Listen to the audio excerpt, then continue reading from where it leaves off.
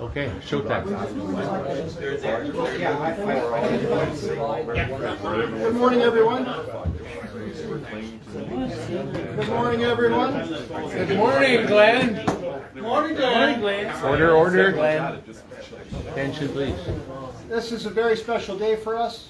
I am thrilled to announce the relaunch of in-house meetings for the Central Ontario branch of the Western Front Association.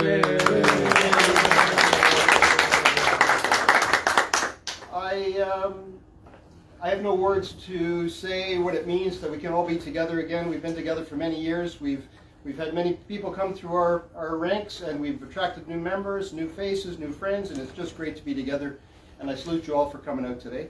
And it's also our first official streaming meeting, as COVID forced us to go to new technologies. And actually the positive was we found a new audience. So some good came from a very dark time, but here we are today, and we're going to go forward with that.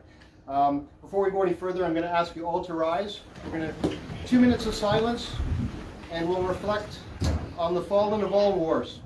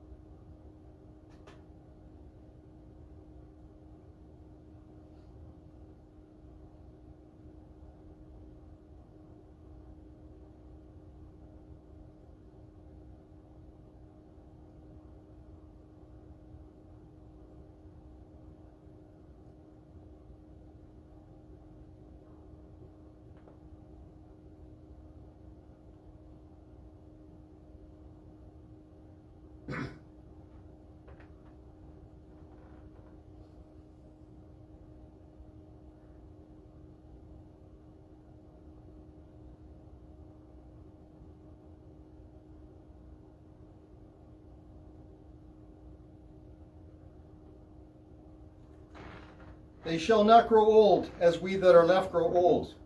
Age shall not worry them, nor the years condemn. At the going down of the sun, and in the morning, we will remember them. We will remember them. Please be seated. Well, again, welcome everybody. I want to recognize a few people. We're Steve. Steve made the trip from Ottawa today. Steve's one of our original members, and we wouldn't be here without originals like Steve that take the time to come out and see us today, so thanks for doing that. Yeah. Making the trip Great. today. David Fuller, who's kept us going through this dark time. I don't know where we would have been without you. Electronically, we were living in the Stone Age electronically, so David has kept us going in many ways, and we salute you for your efforts. Thank you very much. Thank you. My pleasure. Keeping us connected. And I thank all our executive, Bob Cruz, our vice chair at the back, the very charming man. Now wait a minute, there's no need for that laugh over there. And Diane Johnson, our treasurer, who's she's in charge of the money that keeps us going. And again, I salute all of you. Thank you for your support. That our cause is very noble, and we speak for a generation that can no longer speak for themselves. And to me, it's the greatest gift we can give to that generation. So thank you to all of you. A great day today. A little bit of branch business.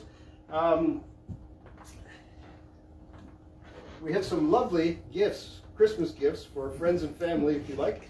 Coffee mugs, T-shirts are all part of our store. So feel free to visit us at any particular time today, even in the middle of Andy's presentation. If the need Business first. first. If you just have to have a shirt in the middle, feel free to come up and get one. And back issues. Pardon? And back issues. And we have some back issues, Maple Leaf. But online too. So we have our Maple Leaf magazine. Before anybody asks, we have an excellent issue, moments away from completion. Don't laugh, David.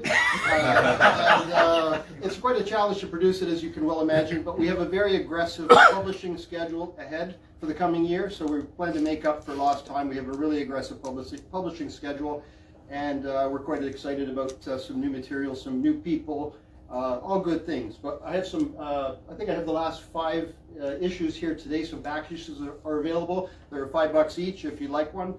If you'd like to buy one and give one to a friend that might be interested. Also, with Christmas coming, the Christmas gift of membership in the Western Front Association is likely the finest gift you could ever give anybody.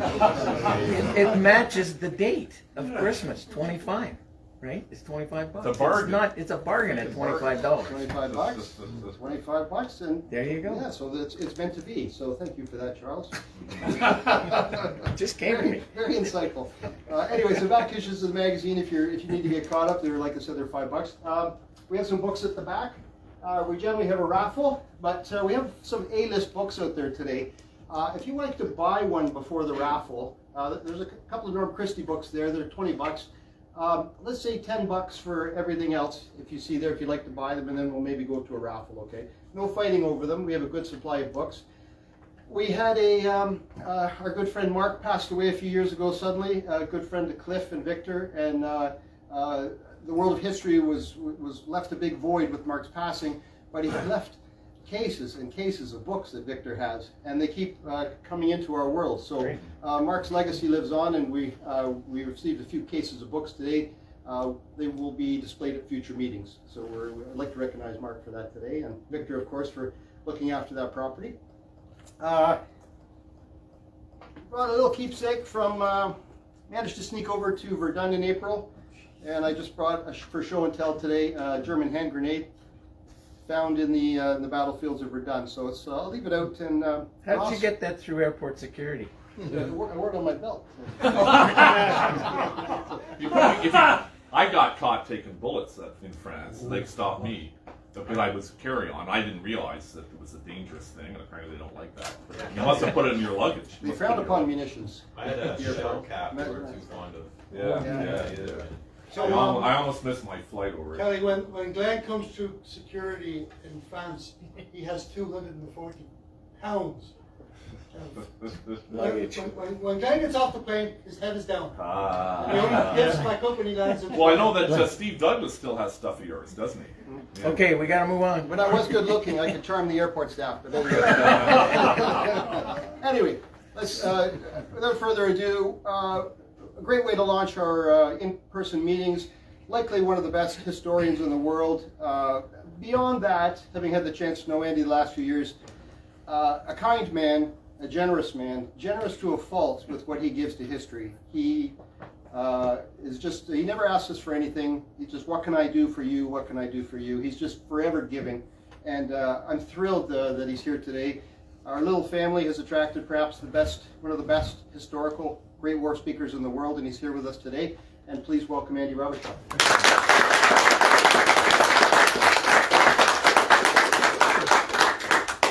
Well, I know what to say about being the first to relaunch. I just hope I'm kind of worth all the effort, and thank you, Glenn. Before I start, I've got to ask a question, and that is, how do you stop Canadian bacon from curling in the pan? You take away the little brushes. Oh, come on. Bear with me. British humor. It's a Canadian joke. Okay? Oddly, I've just been doing some work in Budapest with Kieran Knightley, who you might remember worked on Pirates of the Caribbean. And while she was working on location, she was forbidden from crossing her arms. Because she kept being mistaken for skull and crossbones. This is being streamed, I didn't get the chance to tell her that at all. Glenn, you forgot to say sometimes funny. This is then, there's a reason for the comedy. There often isn't, there is a reason for this one. This is a solemn subject in many, many ways. And some of you may have seen variations of this talk before. I promise to give you more information than ever before when I give you more detail, okay? So if you have seen it before, bear with me, there is a reason for this. I have to say, when working on a mass grave near the Hohenzollern Redoubt at Luz, we had two teams. Team 1 was doing 8 hours on, 8 hours off, and so was Team 2. Team 1 approached the whole thing with great solemnity, and they were then really quite put out by Team 2 that actually told jokes and had quite some levity about the subject. Not about what they were doing, but actually just between themselves. The result was actually that, curiously, in terms of psychological problems, and there were some, the team that was solemn had the most problems. The team that actually were quite light-hearted coped much, much better. I'm pleased to say I was in the second team, okay? And I will give you an idea what that meant, because one of the archaeologists was not professionally an archaeologist. He was somebody who worked with us for many years, and for the first time he found himself dealing with human remains. That night we got back to the accommodation. It was October, it was very cold and very wet, and he basically went for a shower, came, lied down in bunk beds. We were actually in bunk beds in a normally a school hostel, and he woke up screaming. I said, "Ian, what's wrong?" And he said, "Well, I was asleep." And we know that. It's dark. Yeah, it would be your eyes closed. And he said, "I was being tickled." Okay, so where's this story going? And he went, I was being tickled, and I was being tickled on my neck and my chest, and it moved down. Rats. It's okay, fine, it's okay. Where's this one going? And then suddenly I could see, and I realised that crouching over me was someone with a construction helmet on in high vis with a trowel. He had become the person that he'd actually excavated. And I just need to say that when you excavate a Roman, you excavate a Saxon, I don't know, you think about them in the vaguest of senses of having family. You think about them as possibly having antecedents that you might well meet. But when you are excavating somebody who died in the Great War, had it not been for that chance shot, that piece of shell fragments, you know, especially at some of our ages, that you could have met them in the 60s or the 70s or the 80s. They could have been the person that told you cigarettes or fireworks, you know, when you were being naughty from school. They could have been your teacher. I mean, that's how close it is. Now, I had the great good fortune to take Phil Harding out to the Western Front. Phil Harding is the archaeologist with the long hair and the hat in Time Team. Oh, yeah, okay? yeah. And I'll tell you now what happened with him is that we found out pretty straightforwardly. Steve Roberts' work and my work, we worked out that his grandfather was Hubert Harding, a gunner. Volunteered in Salisbury in Wiltshire in 1914, rose to the rank of sergeant, and on the 9th of April 1917, what was happening that day? Geez, I wonder Yeah. what Nobody day is in that? this room knows. What day is that? Okay. A German shell hits a 4.5-inch howitzer. The detachment were killed. There was one survivor, and that was Hubert Harding, who continued to serve the gun until he was told to go to the rear because he was losing too much blood. We were able to take Phil to a cemetery near Monchy, and at Monchy we said to him, "Phil, this is like day 3 of our tour. Phil, what's that?" And he went, "Oh, 4 graves." "What are they?" He said, "They're gunners."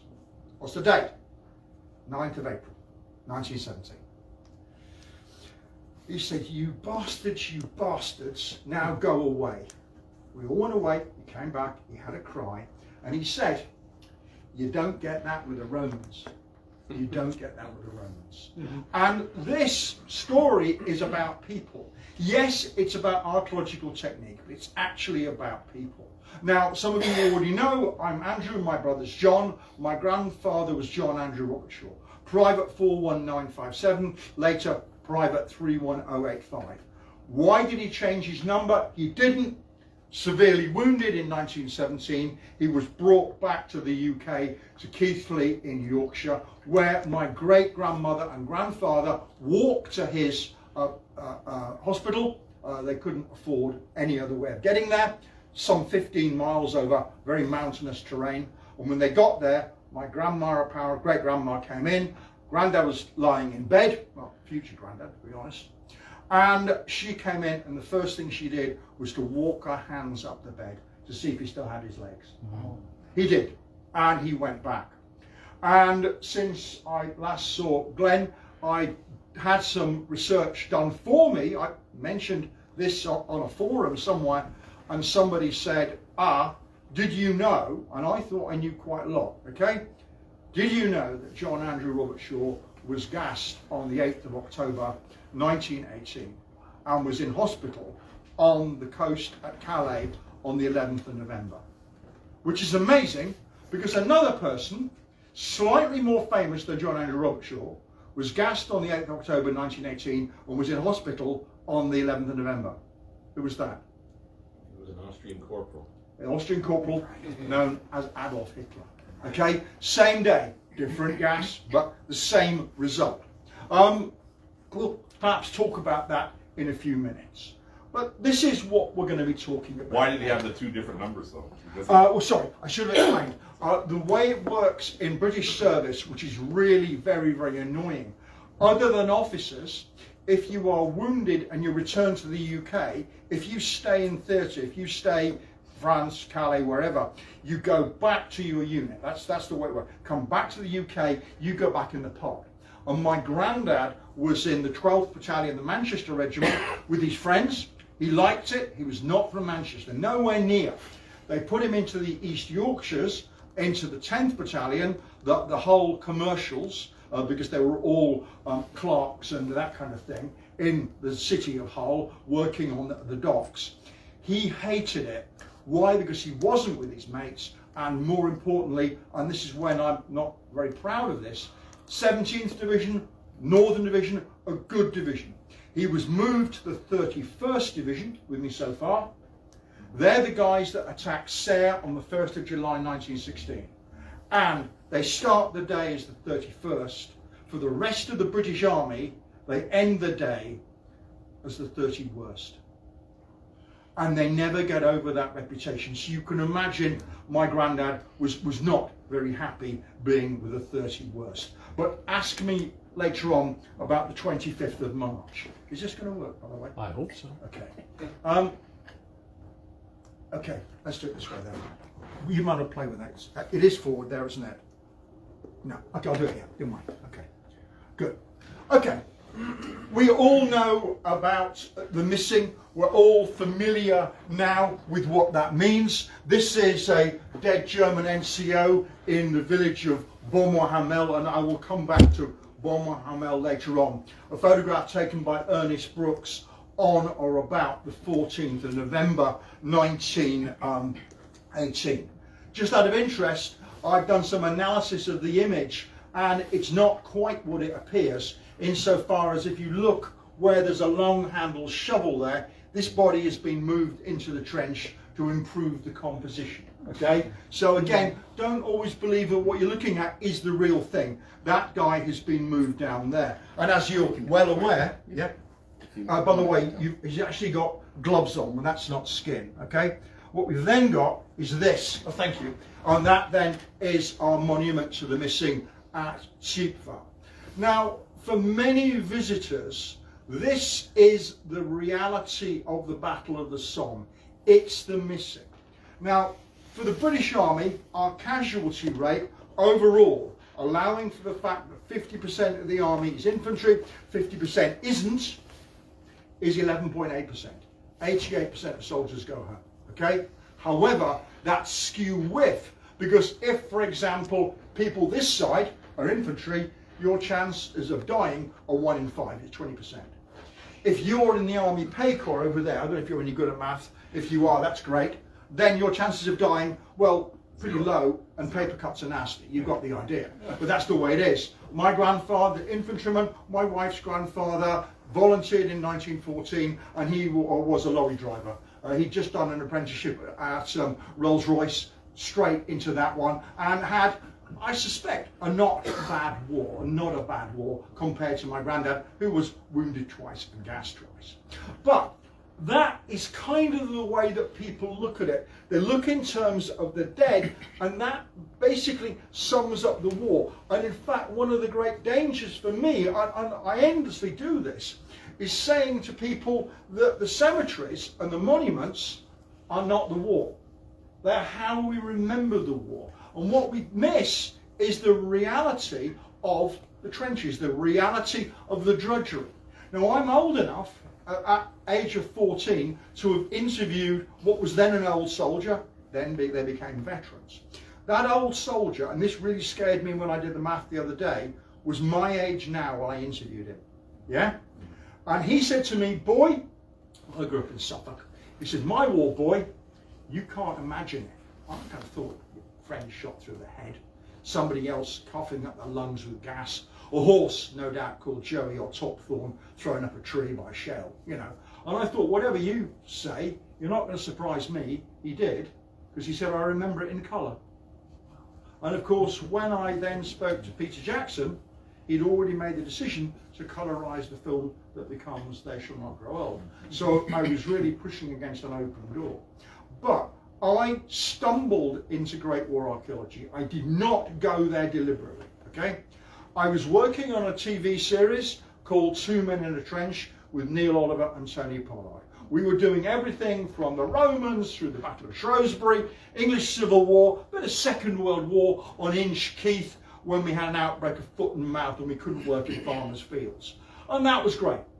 But I was working for the BBC, and at the time there was a series called Meet the Ancestors. And one of those programmes was going to be about Wilfred Owen, the poet. And Wilfred Owen wrote a poem called Blinded, or The Century. It's called The Century now. And it's about an area of the Western Front near Serre. Pure coincidence. And what happened was, they said to me, have you done any Great War archaeology? Press the button, please. And I said, I have indeed. I've been working with a small team of volunteers at Avril Williams on the Somme. And this is our work on a communication trench. Now, I'll be honest and say what's really interesting about doing any kind of archaeology is the world is full of experts, especially if they can go to Avril's tea room and get a glass of red wine. People get all fired up about expertise, okay? So, when we were working, we found the trenches here, at least to the building line, were lined with bricks. And people would come out and stand with their glass of wine and look into our little hole and go, oh yeah, that was done by the French, you know. Really? Oh, yeah, that was done by the French. After the war, they lived in the cellar and they would have lined it with brick, you know, because soldiers wouldn't do that. Well, the war diary of the 2nd Battalion, the Monmouthshire Regiment, told me that that was lined with brick in July 1915. After we took over the sector. More importantly, the medical report in the war diary says that the stretcher bearers were coming in with their boots around their neck. Why? Because actually, with the brick on the floor, it's fine in dry weather. With a little bit of clay on that, it becomes slick, you fall over, they were walking in their stocking feet. And then, of course, we found immediately above our brick layer, and we hadn't done anything other than remark on it and record it, a layer of crushed slate. Slate roofs, not tile roofs. Now, members of the public with their glass of wine, oh, of course, that would be caused by the shell fire breaking the roof, and it would fall in the trench, okay? Great, except we found no pieces much bigger than my thumb. They were deliberately smashed up. Basically, we had health and safety, 1915 style, in our trench. And we found an individual New Zealand button. The New Zealanders were in the village for one day. And it was a way of actually being sceptical about experts. And I will tell you now, wherever we have dug, whether it's on the Western Front, Southern Sector, Belgium, as you're digging, someone from the village will come up, they will speak in rapid French or Flemish, you'll ask your interpreter what are they saying, and we'll always say the same thing. You're digging in the wrong place, because when I was little, I went into a hospital with nuns, nurses and other lingerie, and you should be digging over there. Everybody is the bloody expert on it. To such an extent that when we were digging, actually, at Serre, we found the Beumgraben, the Bavarian trench, 2 meters wide at the bottom, 3 meters wide at the top, 3 meters deep. In other words, yes, a horse could run through it, yeah? So actually, Warhorse isn't that wrong, really. But we're in there, and somebody came over who was a tour guide. He walked over through the field. We watched him approach. He'd sent his group into Sayre Cemetery number 2. They were looking round the biggest cemetery on the Somme. And he looked at this thing and we said, what's this then? We went, it's the Bairngraben. No, it isn't. Bairngraben's over there. I've been telling people for 30 years where it is. Completely wrong. Yeah, of course. We've now got a rock-cut trench that we dug in a day. You know, no, you complete pillock. You know, sorry mate, you're wrong, we're right. We're in the bottom of it, and we've got evidence of people actually fighting and dying. Now, how do we find fighting and dying? Well, in this case, we didn't find dead bodies. What we found instead was a German torch with a bullseye lens. Now, because I work for University College London, they were dealing with all our finds conservation. I took this, among our other items, back with me, and they x-rayed it. Wait for it, it had 6 shrapnel balls in it. Those shrapnel balls were lead, not steel. Steel ones are German, lead ones are British or French.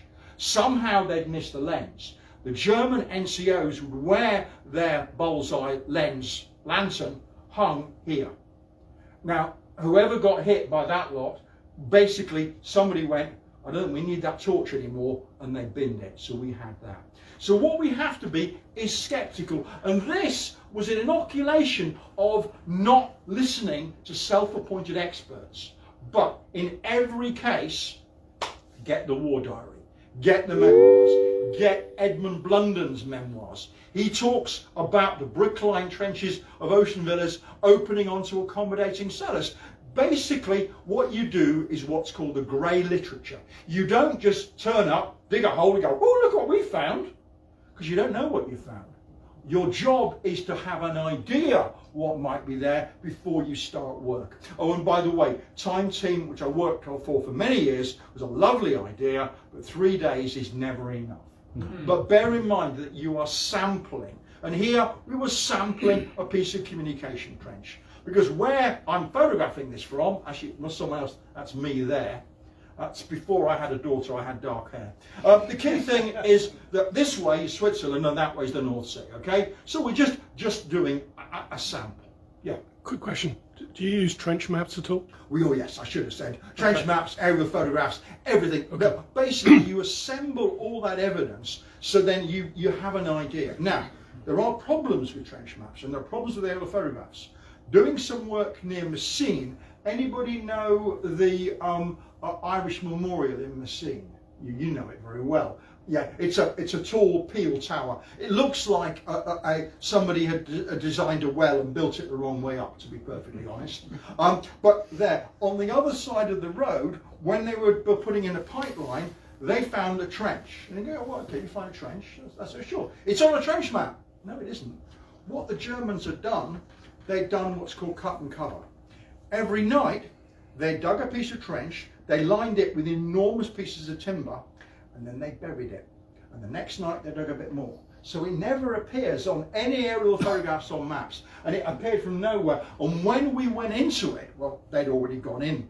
Would you believe there were still candles in place and benches so you could sit down? So in that area, you could get around the battlefield and we had no idea they were there. So again, kind of people say, oh, we all know what's there. Why would you do any archaeology? Well, I'll be honest. Every single 1st century Roman fort in the world is the same layout, okay?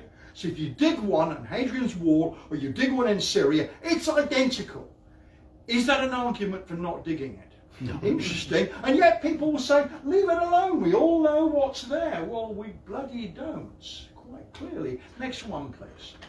Now, one of the problems I had, or we had, I'm sorry to make it personal, is that we had a situation where very early on we found human remains, okay? There were 2 Germans and 1 Brit. That was basically that project we did for Wilfred Owen. However, at the time we found the 2 Germans and the 1 Brit, the rules were very different. The German VDK, the Volksdeutsche Kriegsgefallen, are there exactly the same as the War Graves Commission, with one big difference. One, they're entirely German. Two big differences: they get no state funding. Post Second World War, the German Reichstag said war has been a disaster for Germany. Memorials, we will leave it to the families and to the army and to volunteers. So next time you look at a German war grave and you think it's not as good, is it, as Tyne Cot or whatever, there's a reason for that. But because the Germans still have 1 million missing on the Eastern Front, 1 million missing, and it is not that long ago, they have moved away from doing any work, any basically proactive work on the Great War. Now, by the way, America has done the same thing. They are no longer excavating any Great War sites. They say it's too long ago, we'll concentrate on World War II, Korea, Vietnam, etc. Okay. Now, what that meant was when we found our 2 Germans, we had to tell the police. They came along. You found a dead German soldier. Fine, it's not the farmer's wife. That's lovely. You can now get on with it. We had to phone the War Graves Commission, even though they were German, because the War Graves Commission of Boraine near Arras are responsible for all human remains. Unless they're French, and then it's done by Souvenir Français. Okay? Now, Souvenir Français is the equivalent of the Canadian Legion. All right? They're veterans. What do they know about archaeology? Well, I think it can be written on the back of a postcard, but don't ever say I said that, okay? So, if you're French and you're found by your mates, that's great, but they will apply no scientific technique. Now, with our dead Germans, we said to the VDK, could we use isotope analysis to work out where the person was born and where they grew up? Could we use DNA? And they went, anything you like, as long as it's ethical, do whatever you like. Okay. Now, we didn't have to, as you'll discover in a minute. With our dead Brit, discovered on day 3 of the archaeology, we handed over the remains, along with the Germans, to the war graves. They were taken to Boraine. They then said, oh, we're going to bury him on a date the following spring. Great. We said, what analysis has been done? And they said at the time, what analysis? Well, have you done DNA? No, we don't do DNA. Why not? It's too expensive. Do you do isotope analysis? No, we don't. It's too expensive. He was buried. And at the graveside, see in a minute, 2 families came up to me, TV person, Andy, we think it's a granddad, we think it's a great uncle, can we provide maternal female DNA? You can, but it won't do you any good. Why? Because no samples have been taken. Why not? Because it's not ethical, apparently, and it's not affordable. However, there is an Allied attack made at Fromelles. Australia? Yeah, by the 50% Australian, 50% British. Okay, yeah, okay. But Pretty famous the Australians Pretty famous. were massive fundraising, massive movement to get the digger dead. Okay, okay. So forget everybody else. Let's get the digger dead. Okay, and they raised money, and a British group of archaeologists from Oxford Archeology were appointed by the War Graves Commission to excavate 4 mass graves that were identified, curiously, by Tony Pollard, who I previously worked with on trench detectives. They came in, and the very beginning of their process was, if you've got a relative that died at Fromelles, provide us with any information, any photographs for facial reconstructions, and we also want a DNA sample. Hang on, the rules have just changed. Yes, well, it's a different rule now. Now that means for me, for my team, that unknown soldier of the King's Lancaster Regiment that went in within seemly haste, had it been 4 years later, there would have been a DNA taken, and there's a very good possibility his name would be on his headstone. And Melissa O'Connor, the American archaeologist, said, if you find a dead soldier on a battlefield and you don't do everything you possibly can to identify them, it is like killing them twice. And my chapter I wrote in the ethics of recovery of human remains from both world wars, I called killing them twice. So it changes. Next one, please. Yeah. Sorry, when you uncover a fallen soldier, Yeah. Next one. do you have to back away and leave it to the authorities to... There are no authorities. There's an assumption that there is an authority. Where I'm going on that is with aircrew, Yeah. you're not allowed to excavate them. Okay. Can we come back to the very end about aircrew? Yeah, Because sure. that's a fascinating point. By the way, my stepdad was RAF, so I'm really interested. Yeah. Let's come back to that about aircrew. Okay. However, the team that I'm working with, and this is something I was discussing this morning with Glenn, before you go anywhere in France or Belgium, but sole France, you have to go to the archaeological supervising teams. Yeah. There's one in Amiens, there's one in Lille. They cover the Pas-de-Calais and they cover the Somme, okay? You go to them and say, we would like to do archaeology on this site.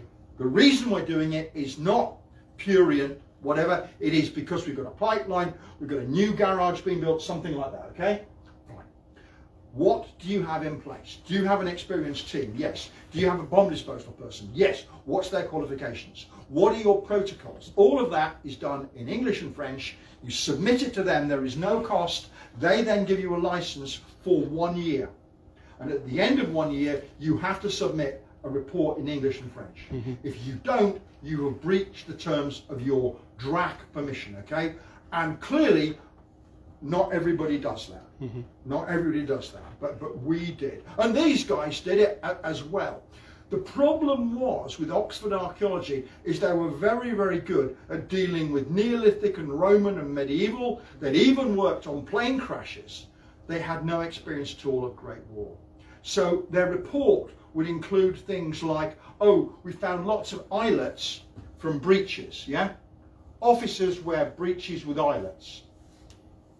Every single Australian wears breeches. None of them wear trousers. So there's not an officer. Oh, we found where their buttons were blown off by the blast, just leaving the metal shank behind. Australian buttons are made of leather. They rot. That's why there are no buttons. But they didn't ask the right people. But the reports are written, and they were very, very good at getting DNA of the people. And these guys were then removed and buried in a new cemetery. And I think they've identified about 80%, which is a really, really high figure. And they had a new cemetery. But there's a problem. There were 500 missing, they found 250. So the families of people who weren't identified are still protesting to this day that they were somehow cheated by the entire archaeological project, which actually was meant to help them identify their missing relatives. How about that? So you have to be careful. Next one. Because obviously it was done with great ceremony, and this actually is the last of those men being buried. It is worth saying that the Fromelles attack was 50% Australian, 50% Brit. The number of Brits identified was absolutely minute. Why? Because there doesn't seem to be much pressure within the UK to come forward with DNA. And of course, the whole project being based on our digger dead, for most Brits, digger dead, what the hell are you talking about? This is a dead backhoe, you know? It means nothing. Next one. But we, in our project, found ourselves working virtually on morning one, day one on human remains. Now, the team here is actually Luke Barber, who specialises in recovery of modern murders as well as medieval and other periods. Yannick de Gries, who is a Belgian archaeologist, and another guy who actually isn't in the photograph here, and he was a specialist, again, human remains recoverer.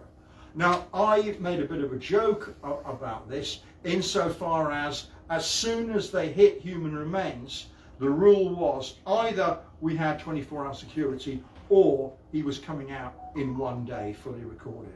We were not going to leave him behind. You'll see why in a minute. If you look at the next one, this is our human remains having been cleaned, photo cleaned. Now, at the time, we didn't actually ban visitors from site. And one of the people staying at Averils, where we were staying, was a woman who came from Scotland. Nothing wrong with that. She didn't say she was a journalist. and she did cause us a lot of problems. One, she went to press before we said she could, because she didn't ask. Other things she did was meant to be very caring and meaning. She turned up having heard that we'd found human remains, and she had her hands clasped like this. I thought she had a small bird, to be perfectly honest, yeah? And Luke had just photo cleared that set of human remains, so he's fully recorded, we know where everything is, and she stood upwind of him and threw about 400 poppy petals all over the body. Okay? Yeah, and she thought it was romantic or something. She learnt a few new words that I'm quite sure. But the key thing about this guy here, and this is what matters to me, I hated the process. But my job was, Andy, what buttons do we have? Württemberg buttons. What pouches he got? Got basically obsolete pouches. They're not the new ones, they're the old-fashioned ones. Chances are, therefore, he's a reservist, he's not there. Age was already estimated about 30-ish, something like that. Height, about 5'6". Sorry, I don't do metric. But the key thing is that round his ankle are a cluster of zinc buttons and eyelets, yeah? They're from a ground sheet, a Zelt barn. So he's actually being carried and put there. He has not died where he was found, okay?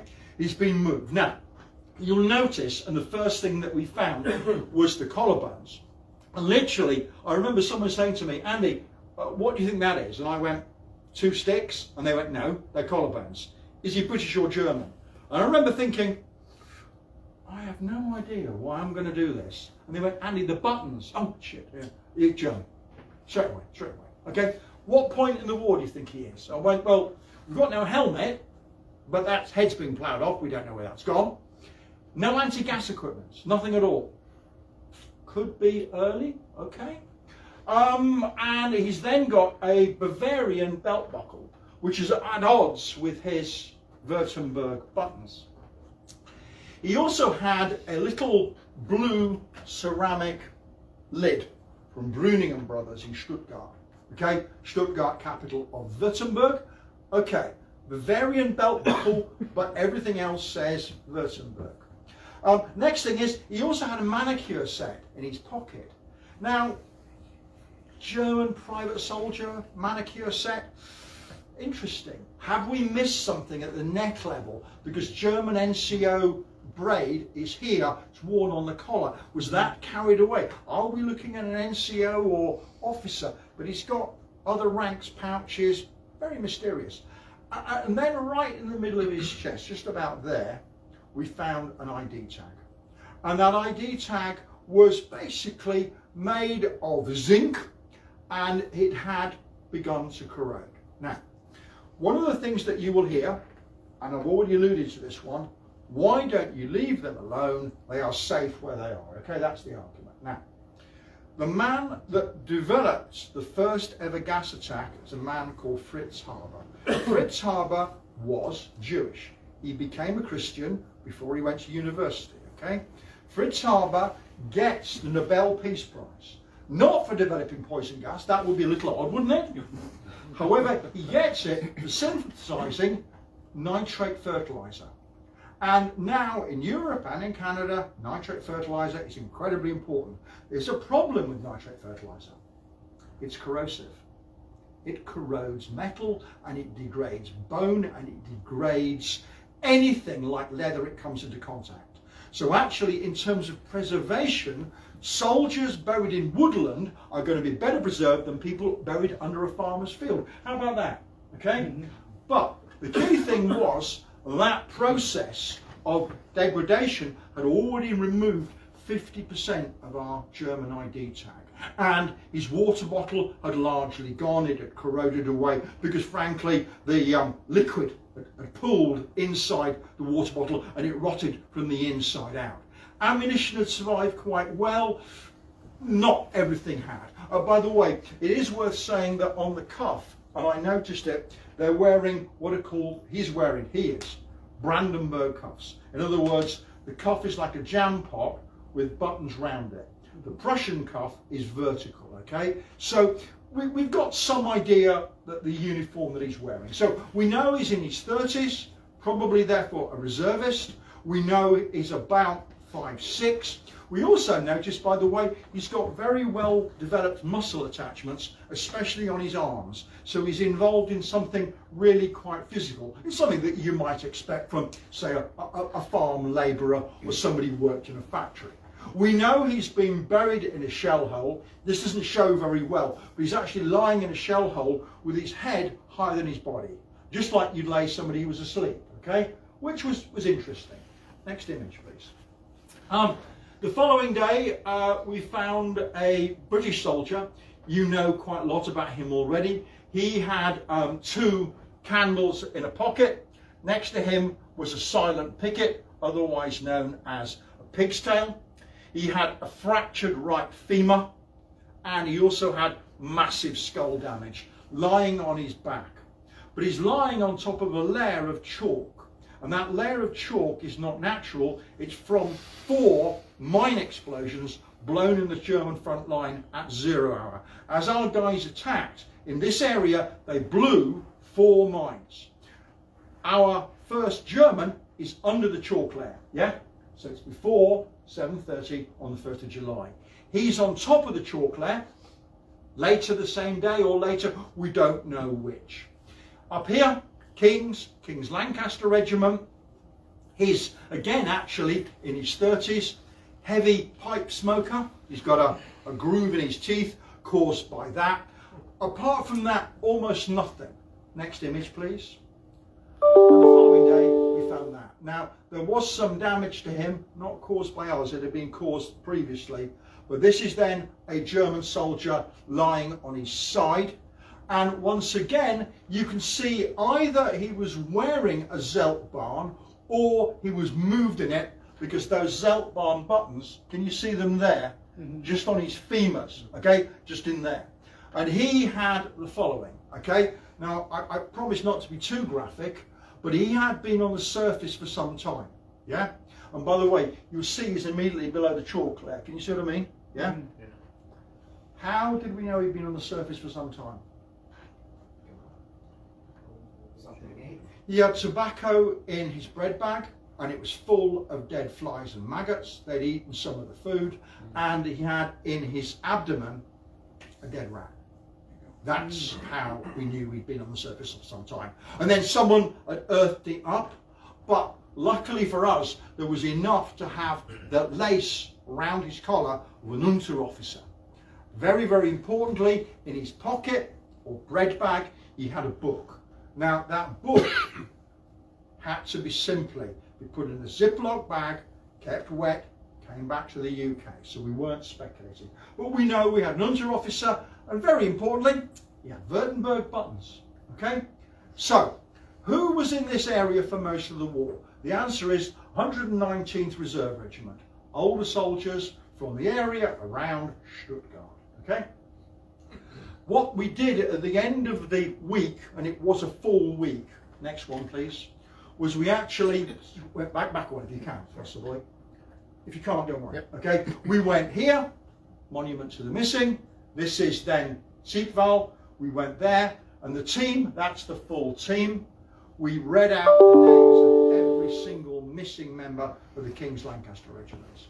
Now, I'm not religious, and I don't think many of these guys are, but we wanted to make sure his name was said. Whatever happened, we were going to say his name, and that is exactly what we did. And that's before we left. That wasn't filmed, that was for us.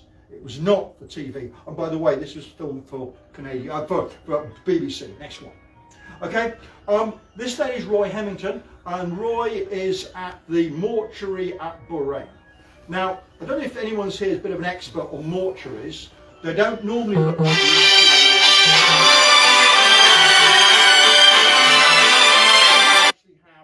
a coffin with our unknown Brit in it, and those are our 2 unknown German casualties in their cardboard box waiting to be collected. Now, what then happened was, basically, this guy here would be pretty rapidly buried. You already know my views on that, but at the time, there was no reason not to do that because they weren't going to do any work on him. Yeah? We could have, should have, kept him a little bit longer, but Roy had turned up. Protocol was, you hand him over. You really cannot say to the Wardrobes Commission, sorry mates, you're not having him, we're keeping him. Can't do that. Next one. However, what then happened is everything, back one again, that came with him came back to the UK. Nothing at all turned up that was in any way diagnostic. So, next one, sorry, let me do that twice. We went to a very, very nice service, run as usual by the Wargraves Commission, and the successor to the King's Lancaster Regiment sent a group of soldiers, everybody from the regimental sergeant major right through to the youngest soldier in the unit who's here then, and our man was buried in Sayre Cemetery number 2, about 50 metres from where we found him. Okay. Now this is when it all gets a bit different. Next image. Because our King's Lancaster man is buried with his mates. Even though there's no name on his grave, he's got the Red Rose of Lancashire on there. Annoys me because I'm Yorkshire. But there he is. He's unknown. Now, the key thing for us was that actually the fate of going from cemetery, where he was buried, going from the grave, improvised grave, to Bahrain and back to the cemetery was all done absolutely perfectly controlled way. However, our Germans had no opportunity to be buried locally. They could not go to Fricourt, they could not go to the cemetery near Arras. They had to be buried on the border of France and Germany in Luxembourg. They're going to be buried at La Brie. So the chances were, wherever they went, they weren't going to be with their mates. Now, I've never served, but I've taught soldiers for many years. Comradeship is really important, and being with your mates is key. So it's purely the way that it works out. The Brits get to be buried with their mates, the Germans going to be buried with a random collection of people from all over the Western Front. Except we have 2 of them. The question is, are they in the same regiment? Do they know each other? Next picture, please. What we get then is this. Remember I mentioned Fritz Haber and his lovely nitrate fertilizer? That's what it's done to an oval ID tag. Reserve regiment. Ha! He's a reservist. Brilliant. What regiment? It's gone. Number 7 company. Every regiment has 12 companies. Yeah? Personal number. 2. Well, it's a 3-figure number. Nothing. Now, do you remember I mentioned he was wearing a Bavarian belt buckle? Yeah? But he's not Bavarian. He's actually a Württemberger. Could it be that actually some German soldiers are human beings? That they are not simply a cipher of being a crypto-Nazi or doing everything in straight lines, yeah? Could it just be that this guy said to another bloke, I like your belt buckle, can I have it? Yeah, you have mine, you have that one. That's possibly what he'd done. In fact, next picture, what he'd actually done, he'd done the very thing that the Germans forbade. He'd written his name and address on the back of the ID tag. Oh, wow. He had written the whole lot. And if you look very carefully, what you've got there is J-A, not very, J-O, my apologies, that's a terrible O. Okay, K-O-B, Jakob. And above that, or just there, H-O, another bad O, N-E-S, Jakob Honnes. So we got in touch with Ralph Whitehead.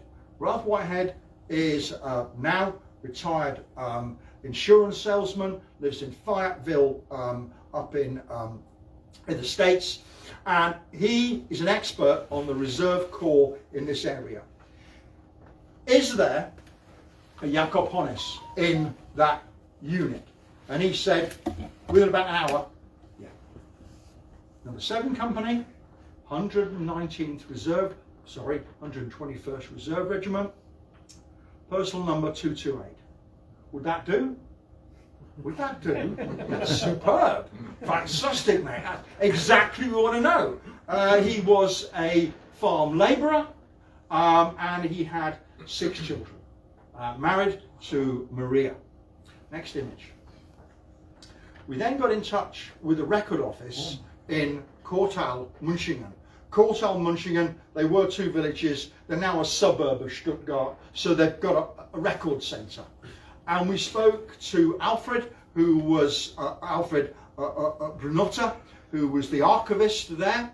And we said, we've got this guy, we're trying to find out whether you've got any information. And he said, well, we know he's on the local war memorial, but actually the family still live in the village. Could you ask them if they got any photographs? 2 hours later, we get this, okay? That is Jakob Honnes, jam hot cuffs,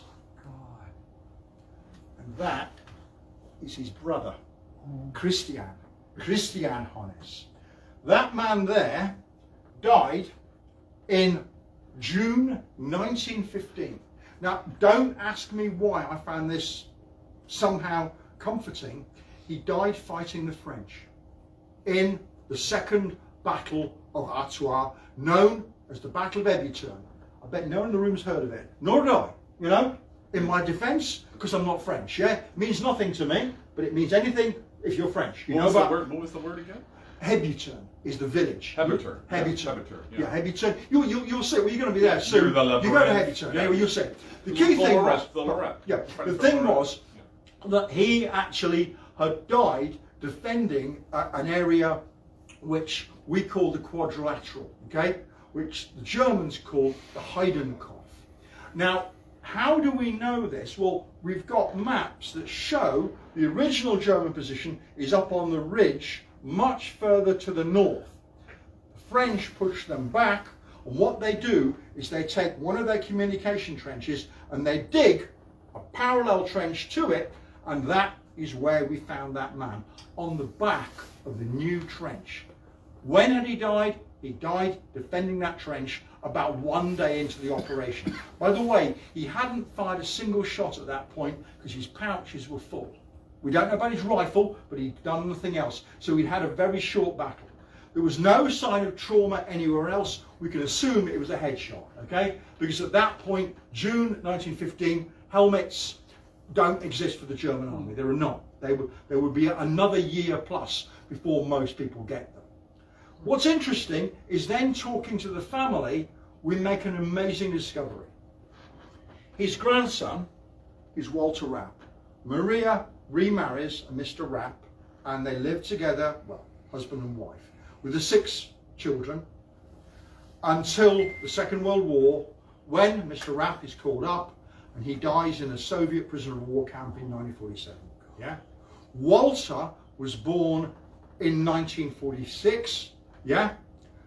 Sorry, 1945, which must have been 9 months after a home leave, yeah?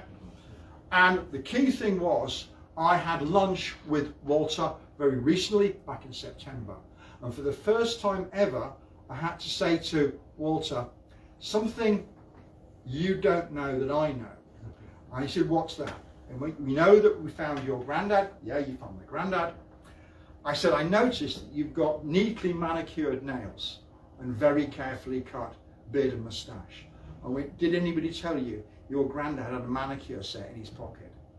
And he said, I'm not surprised. Oh, God. And very, very importantly, that man's last child was born on Christmas Eve, 1914, during the Christmas truce. He wouldn't have known about it because the French weren't playing, but that's the point.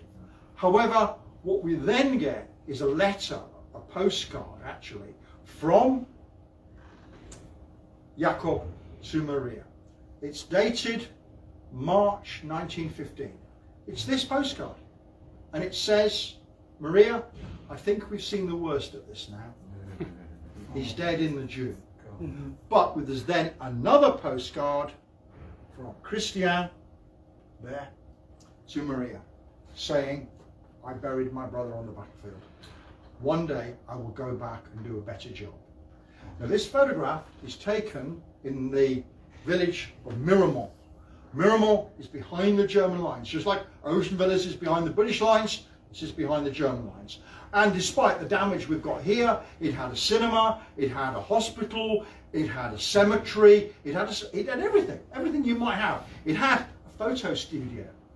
Now, that man there is an orderly, he's got a bicycle. I love this, because that man was the secretary of the Munchingen Cycle Club. And one of the things that you should know about early cycle clubs is they are generally run by left-leaners. Yeah? They are run by socialists. And I know from having talked to the archivist after the war in the late 20s, when they unveiled their memorial to the fallen of the regiments, a group of Nazis turned up in 3 lorries from Stuttgart and said, "We're taking over." And the guys that survived from this photograph went, "No, our regiment, our dead, not yours." They went, "No, we're taking over." They beat them up and sent them back into Stuttgart in 2 lorries. How about that? So these guys are not crypto-Nazis. That's really why I like it. The thing that upsets me most is Christian. Christian died of wounds on the 7th of July, 1916. Battle of the Somme, 1 week in, wounded in the trenches, taken back to Miramont. He dies on the operating table, I think, buried. At the end of the war, when the French came back to Miramont, they pulled down the war memorial and they bulldozed the cemetery. Oh. So the guy that doesn't have a known burial is the brother who wanted to go back and bury him properly and never got the chance. We did. But there was one final point. Remember that son born on Christmas Eve 1914? Yeah?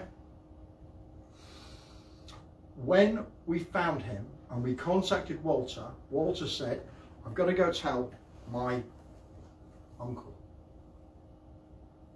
Why? Well, because he's the last surviving son of Jacob. He was in a care home and he went to see him and said, "Uncle, the archaeologists have found your dad." And he said, "I always knew they would." He died 3 weeks later. Oh. And the family always said it was now the time to go. Now his dad had been found. Now, you look at a photograph like that, and let's be honest, all of us, you know, over time have had a view about the Hun, the Germans, everything else.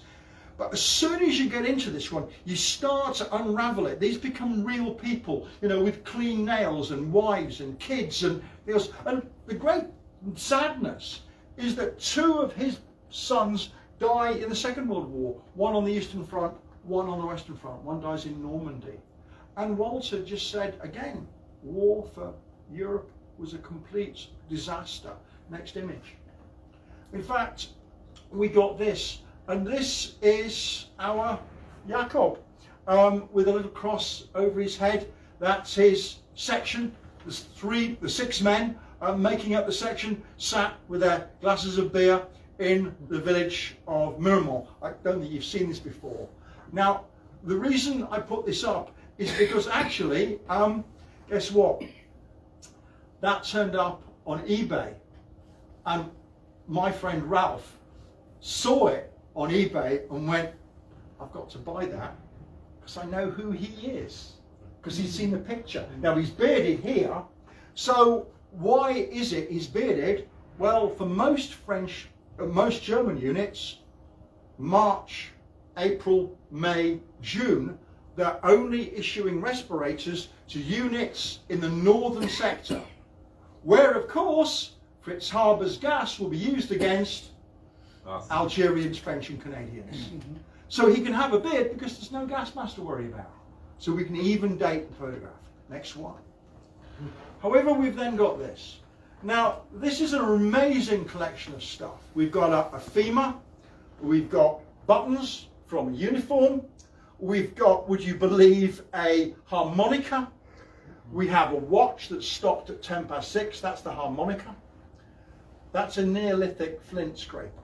Yeah, that's used for cleaning back hides or cutting up meat. It's the Swiss Army knife of the Great War.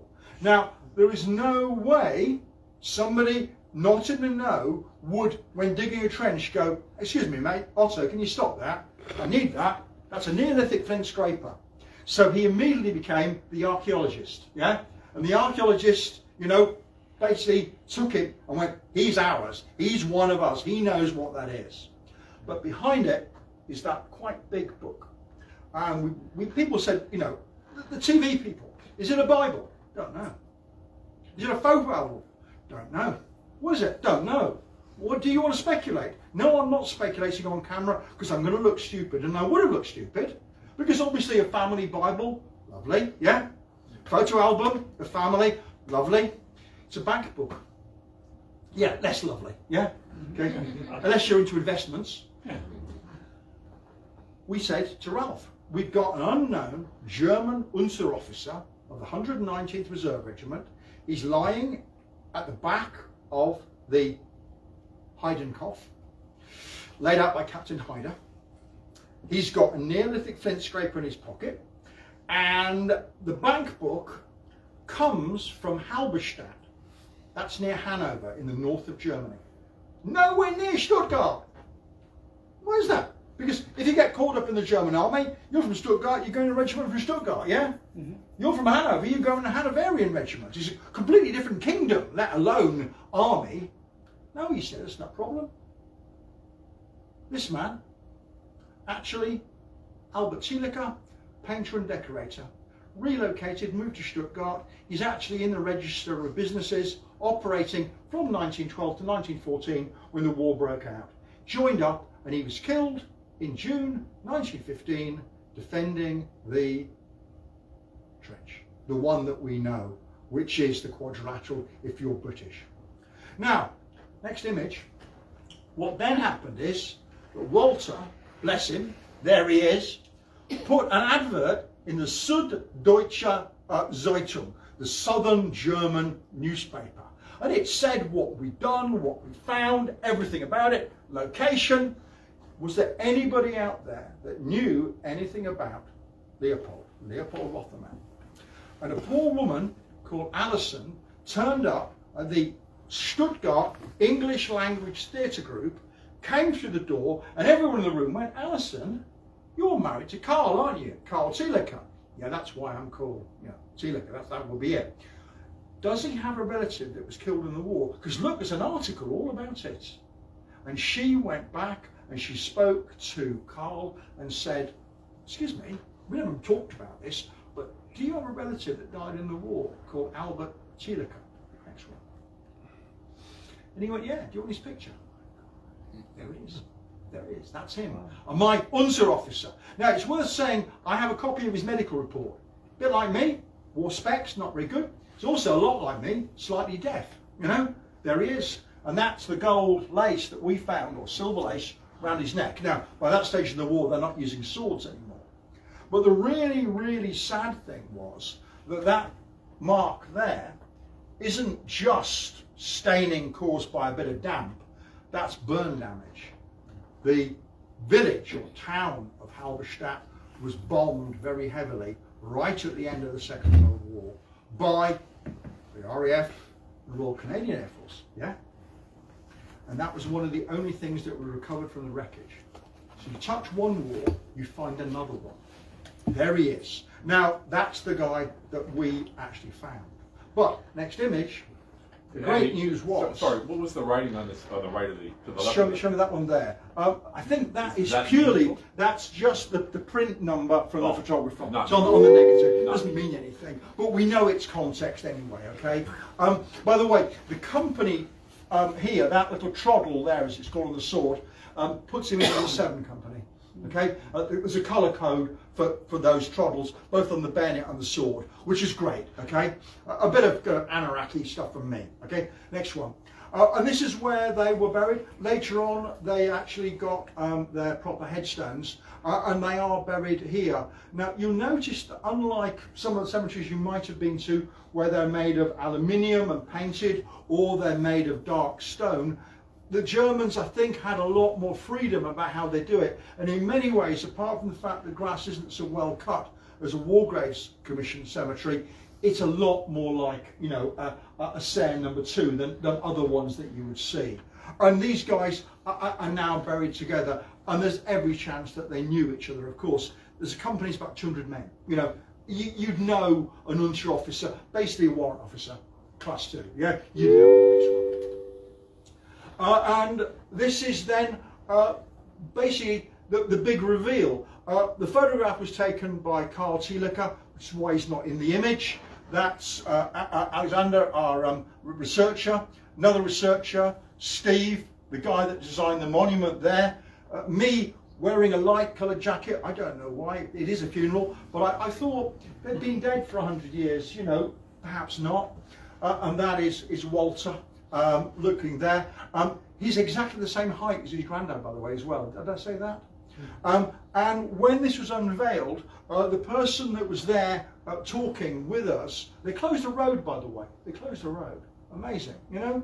And it's a main road. Was Guillaume de Foncaire, the director of the Historiale in Peron. And he said, you know, Andy, this is the oddest little memorial on the Western Front. And I said, why? Because he's little. He went, no. I went, is it because it's an odd place? He went, no. Because it records British and German on the same monument. There is no other. And every year I go back and I repaint that monument. But we were able to, next one please, go a bit further. Courtesy of TV money, we were able to then go here. We actually went to Württemberg to look at the history of the regiment dating back to 1716. 1916 is purely that bicentenary. His name is on that panel there, the Alt Württemberg. And next one. And with a lot of help, we were able to go actually to meet Carl and Alison. Alison's a Brit. And we went to Halberstadt. Carl was dying from cancer at the time. He didn't survive very long after this one. That, by the way, is Averil. And we were able to go to where the family home had been and get really into the reality of what all this meant for them. But then I have to say, Ralph does an awful lot of searching the internet, okay? And it's legit, it's eBay, it's nothing else, you know. Next image. This, no, next one, that was one, there's one missing there. Just go back one. Yeah, that's the one. This turned up, and he bought it like a shot. Nobody wanted it. Boring, isn't it? Look at that. What the hell is that? The Christmas wreath. Christmas wreath. Yeah, you know, it's Christmas in the trenches. Here lie 40 of our fallen comrades from number 7 Company, June 1915, Reserve Regiment 121. That's one of the postcards that would have been posted home to the families of those men that died.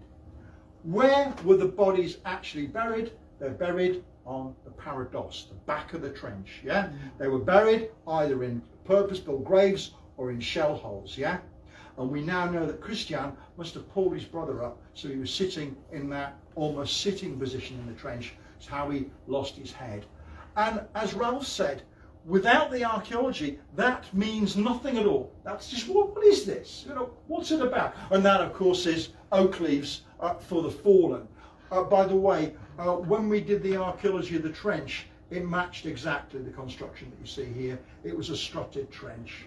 The Heidenkopf is exactly like that. Wider at the top. And Wider at the top. Not massively, it's quite narrow, but it was built in a hurry when the French were trying to basically push the Germans back. And by the way, as far as I can see, we've got just here a standing area, which is your fire step made of timber. I mean, that's a superb picture. And it matches exactly the archaeology that we got from the Heidenkopf.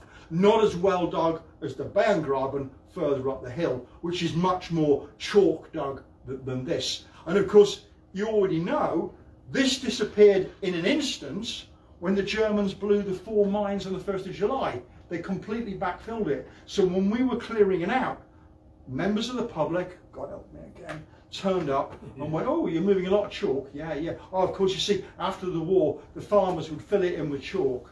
Yes, of course they would, with no mechanical means. It was filled in by the explosion. And when the BBC said, oh, could we get Peter Peter Owen, the nephew of Wilfrid, to walk down the trench. Is he walking where his relative would have walked? And I said, only if he could wade through chalk. It didn't go down very well, okay? Regarded as being a little bit cynical. Okay. Do you want a bit more? Is he still alive, by the way, Peter Owen? No, he died 2 years ago during COVID. He had a heart attack in the night. I met Elizabeth the other day. She came to the replica trench. We'll talk about later on. Yeah, we've lost a lot of interesting and good people, okay? Because he ran, well, he did run the Wilfrid Owen Association. We'll have to talk about Wilfrid Owen later on if you like. Okay, next image. Now, based on a threat to an area of the Hohenzollern Redoubt near Loos, and the mounds you see in the background, I call them pit tips. They're basically colliery waste, okay? They're coal waste, that's what they are. It's a pretty horrid area, to be honest. It's where Germinal, the novel about, the dystopian novel about basically 19th century coal mining and steel is set. It hasn't got much better, believe me. But the farmer in the area was filling in craters that were mine craters, and he was moving material. We managed to persuade him, power of the Canadian dollar, that actually he could stop for a while and we would go in and do some archaeology. And he said, if you can prove that there's archaeology here, I'll stop. So, you know, we had a real mission, didn't we? We went in, it was October, the weather was awful. We took off a strip with a backhoe just to get down to the top of the undisturbed layer below the plough layer, and the next morning we came back. Now, we hadn't found any human remains at that point. We weren't worried. However, we were raided in the night. And the reason that we're taking photographs here is that all over the site we actually had mortar bombs. British and German. They're being taken away to our bomb pit by our bomb expert there, wearing a red waterproof, because we want to know where the bomb expert is. You know, believe me, as he said on the back of his jacket, that's right, if you see me running, keep up. Yeah, okay, it's fantastic. But we were, and unfortunately, that they dug through a set of British human remains, and there were human remains everywhere. They took his rifle, or a rifle lying under him. I said, could we advertise for the material to come back? And the archaeologist said, no, context is everything. Without context, it's no good to us. And that was sad. However, next one. We then found this. This is a human lower leg, still with a boot on. It had the remains of a putty around it, so chances are this was British. Now, people often say to me, okay, how many sets of human remains have your team found? And I always say around 27. And they go, around 27? How do you get around 27? I said, we've found a foot, yeah, 2 feet now in different locations, a pair of hands, you know. This guy could have died in a wheelchair in 1968, you know. Just because we have a leg doesn't mean we've got all of him. Mm-hmm. However, on the Friday, we were working for a week. We all went off to lunch, apart from a little team left behind who got a takeaway meal. And we had steak and chips and red wine. It was great. We came back, and because I'm not an archaeologist, I was given a shovel and told to move some blocks of chalk. That's all I had to do, blocks of chalk. Now, in this area, chalk is quite deep. So I'm thinking, we've got chalk here that's come out from mining. Ooh, will there be a mine entrance, yeah? So I'm working, you know, fired up with my steak and chips. And I put the shovel in, turned it over, and there was a crack. And I thought, I've broken it. Put my hand down, I had gloves on. I had a full set of teeth from the top set of someone's jaw. And what had happened is they'd laid the chalk blocks on top of the dead guys, so no idiot would disturb them. Next one. And this is when we started our 8-hour shifts, because we realised it was now Friday, about 2 o'clock. It was going to get dark at 4, and we had to be off site by Sunday because we'd run out of time. So we agreed to work in shifts of 8 hours at a time. Now, you'll see that our forensic tent actually is all taped open to keep the rain off, but to get the wind through. Because very, very early on in the project, a number of people complained that their eyes were watering. And I complained, I'm not going to wave it around, but that my thumb was hurting and my forefinger. I washed that. That was a mistake because it was chloride of lime. The bodies have been limed. If anybody sees the new film All Quiet on the Western Front, you'll see them liming coffins. I don't know why they're doing that. It goes in the coffin, not on the coffin, but you wouldn't see it. And we actually had the midsection of the guys missing because they'd been limed. Okay, so we had to work like this to see the wind through. And this is my team, the funny team, working. It wasn't funny. It was grim. Next one. It was so grim because we actually had there's the remains of a hip. There's a pair of braces, and that's a piece of shell fragment having gone through someone's skull. These guys we dated to around October of 1915, the Battle of Loss. They had hair, they had fingernails, pretty good. And we worked through the night getting these guys out. This is us working through the night. You might recognise it, I do. We've got Yannick again, and we've got Luke, and we've got Elke Vila, another Belgian archaeologist working with us. And we had German help as well. Next one. More Canadian dollars couldn't have given you more time? There was a limit to how much we could do. We'd already done very nearly a month at different locations, so no. I mean, the team had to get back. They had other things, and what happened in the end? It's a very good point. We got out most of 5 bodies. The bottom guy, I should do the next one, was sat up and folded backwards, and we couldn't get the legs out. So we agreed with the VDK that using Canadian dollars, we would go back and get him out, and these guys would be buried together when we had all of them. Yeah, it's unthinkable that you'd bury half a bloke. We weren't going to do that. But the key thing was that these bodies were all piled up. You can see that there are 5 bodies. Now, one of the things that happens in archaeology is over time things become stabilised in the ground. You're going to go, but Andy, you said that there's a threat from a fertiliser, and there is. But if you've got a lot of anything, it's the stuff on the outside that gets rotted away. The stuff in the middle survives really well. Hence, right in the middle of this lot, we actually have, next picture, uniform like that. Now, I don't know if you know your German uniforms, but that's Bavarian buttons. There's the red piping up the back. This guy here, his shirt was on, his cardigan jacket was on, his braces were on, suspenders I should say. Next one. And on the front, you really can't see that very well, but that is the Iron Cross, 2nd class. Actually, still fastened, it's just there, with a safety pin. So he hasn't even had time to sew it on, it's just held with a safety pin. And up here, on both shoulders, we had 16th Regiment. Now, we looked, had the 16th Regiment been in the area? No.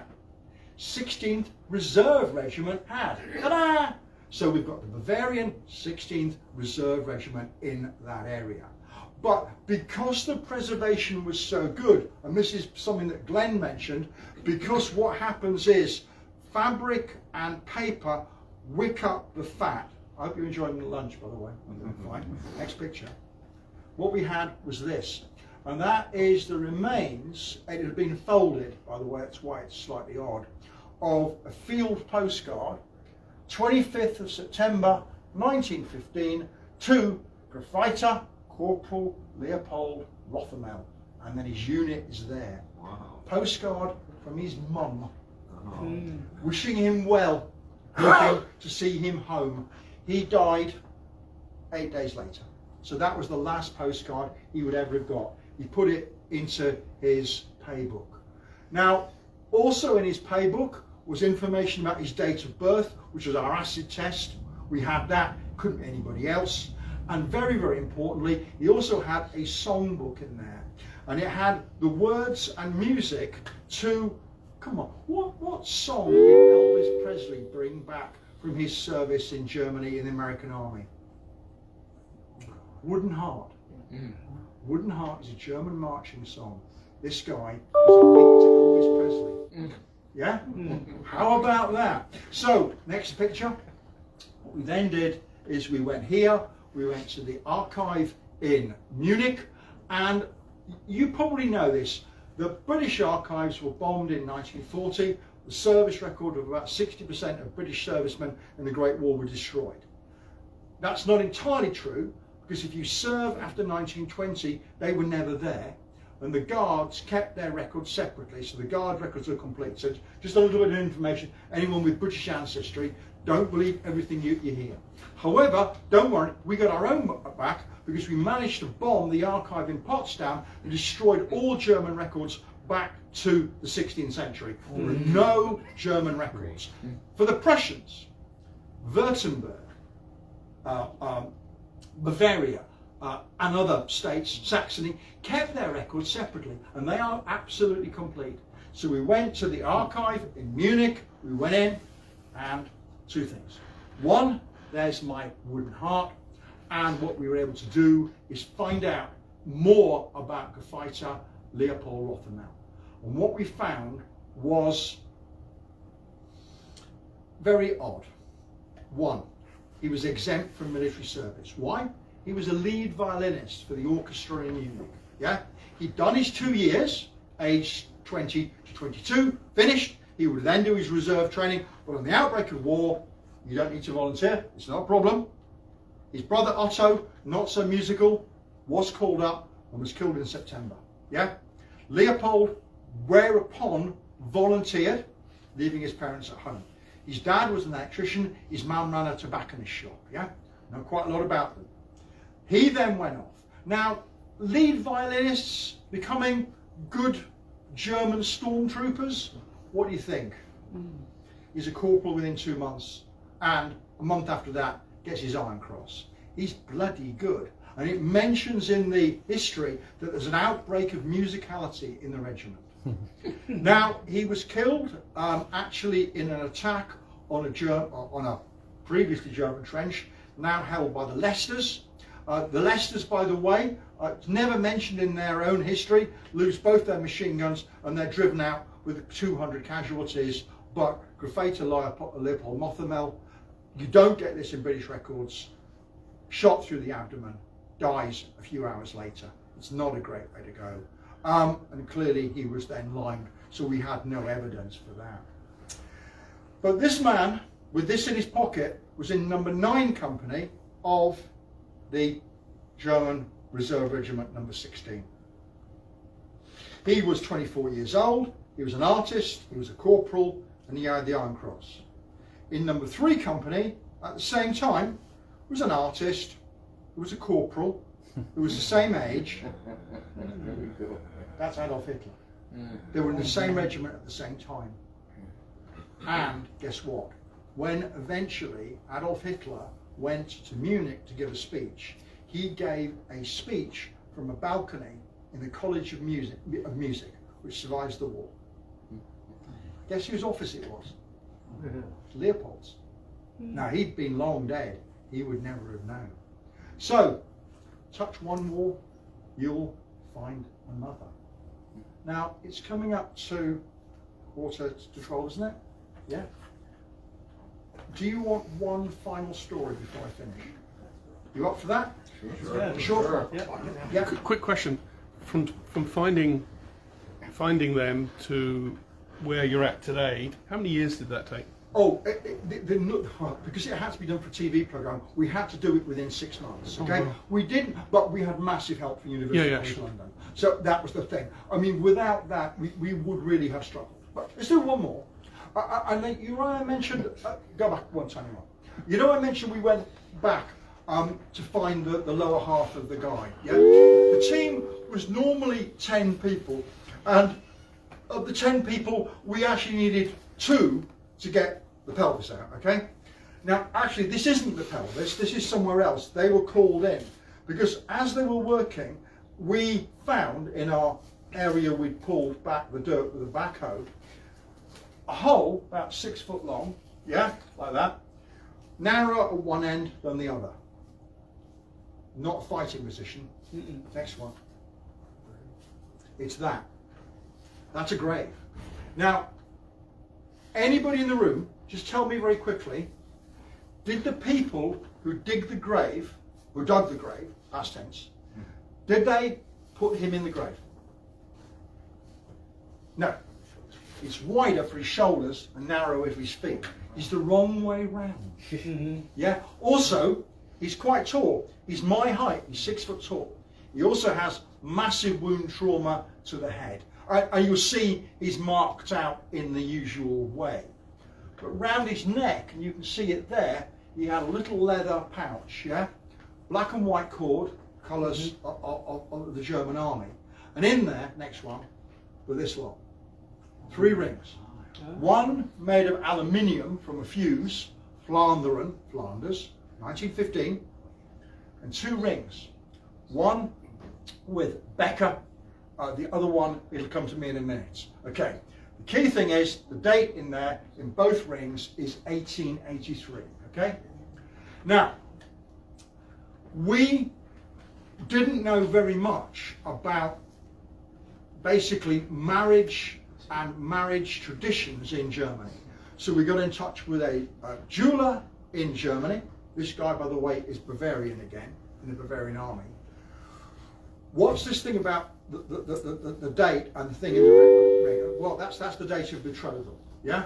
Our soldier is in his 30s, so they're not his wedding rings. But he's got both wedding rings, again, on camera. Andy, do you think then he was an orphan? I don't know. Come on, both wedding rings? Come on. No, I'm not speculating. Next one. Here he is. And the name I couldn't remember, by the way, was Martin.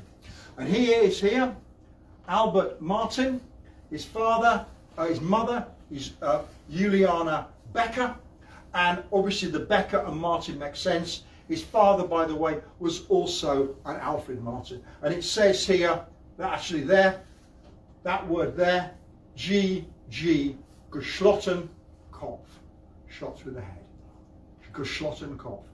Some of you that might have served in, I wouldn't say British Army the Rhine, but I mean NATO. If you ever come across Brits in the 70s, 80s, 90s, would talk about the enemy being slotted. It's short for geschlossen, okay, just so you know, okay? Geschlossen Kopf, shot through the head. And we know where he died. We know when he was born, 1884. Assumingly TV in Bavaria wasn't very good that winter. You got the idea. And it says also where he died. It says he died actually, in this case, a village almost exactly where we found him. But he'd received a battlefield burial, all signed off here in October 1915. The cross means dead, that means gone. Next one. However, what we then had was the opportunity to go to the village, and the village actually is in the Pfalz. It's a wine area, quite mountainous, and the memorial like that, you kind of go, it's not very good. He's got a German helmet, it's all a bit schmaltzy. However, next one. We've then got this, and Alfred Martin is there along with all the other men from the village who paid the supreme sacrifice. Next one, if it helps, my assistant did that. That's him, okay? That's exactly where he is. We then went to the record office in the village. Is there anything here to do with Alfred Martin? And they went, yeah, there is. What do you want to look at? What have you got? Next one. We've got a book of remembrance. We've got a photograph of him. It's got my ears, he's my height. Yeah, this one's mine, okay, Alfred Martin. And we then said, okay, do the families still live in the village? Next picture. And the answer was, yes, they do. But they're on holiday. There's a housekeeper, we think. You might have a word with her. So we went to see the housekeeper with the family there. No, they're on holiday up on the Baltic. But she did have a picture, next one, that we might like. And that is actually the unit, and when they were initially called up, age 20, and that is my Alfred with his big ears, the tall guy, just there. Next one, you look at the two, you'll see there he is, okay, a few years later.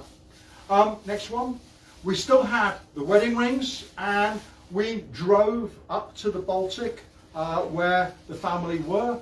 And we said, we've come to talk about Alfred Martin. your great uncle. And on our way in, Matt Gallagher, who's the director, said in that kind of TV kind of way, Andy, what we need a little bit of emotion. We need some emotion, you know? Oh, God. Right, I can't remember what the dad was, but he was the great nephew of this man. We've got with us the wedding rings that belong to your grandparents, and he went, no, you haven't. No, we've got them. No, you haven't. You've got the wedding rings of my granddad's first wife. Oh. Sorry. Okay, so explain what happened. She was 22 years old. He was 38. She ran away with a school teacher. And Alfred was given the chance, when his dad had a poisoned leg caused by blood poisoning, to bring in the harvest for winter, rather than making it into wine. He had a girlfriend, and it never happened, and they got hit by sharp frost and hail. The whole crop was destroyed, they were bankrupted, and Alfred Martin was thrown out. Your mum was a bad lot, you're a bad lot, take this and never darken my door again. And the father said, we don't want them, bury them with him. We don't want to know. Now, luckily, his daughter was there, and as we were leaving, she said, I don't care what my dad said, he's flesh and blood. I'm going to come to the funeral. Let me know when it is, but don't put me on camera, because my dad will be furious. This guy was many things. A plaster saint he was not, but he's the only man we've ever found whose comrades said, leave the gold ring on, bury him as he is, and we're going to give him his own grave in the front line. I think he's a remarkable man, in addition to being my height and having my ears. Thank you very much.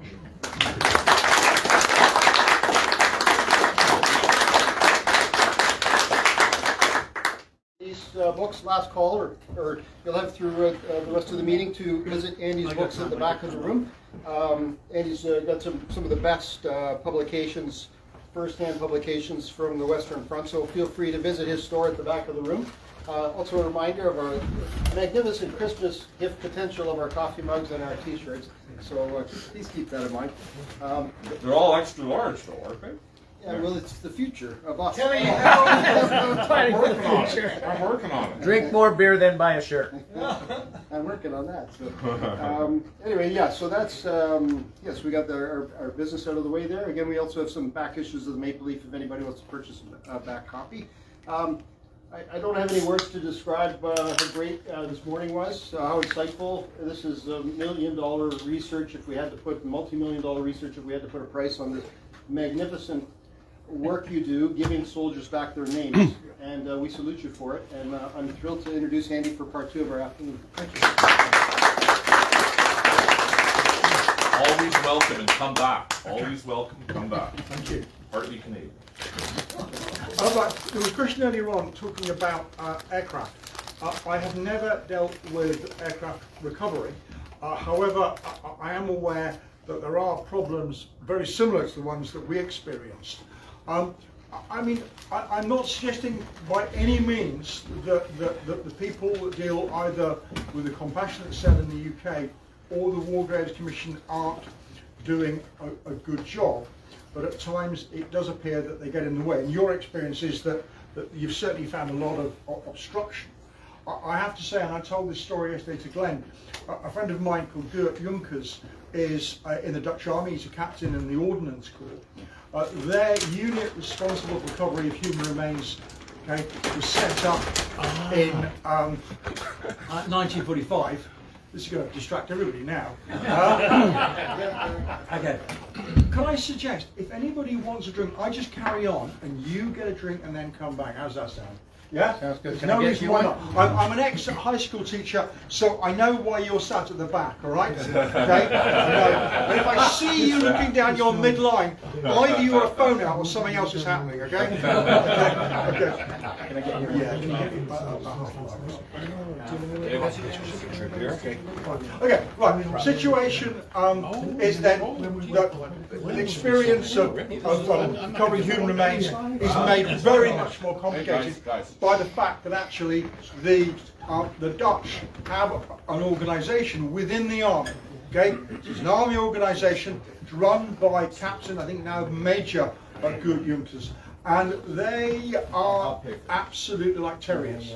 Whether it's aircraft are brought down or it's soldiers that are found, they will do it. Now at the moment they are excavating the remains of people who were killed in internment camps and prisoner of war camps. Okay, also civilians. Though they are going to go for it. They're using every technique they use. Now, one story that I think you might like is that they found the set human remains of a soldier of the Devonshire Regiment, of Devon's Dorsets, as they were by the Second World War.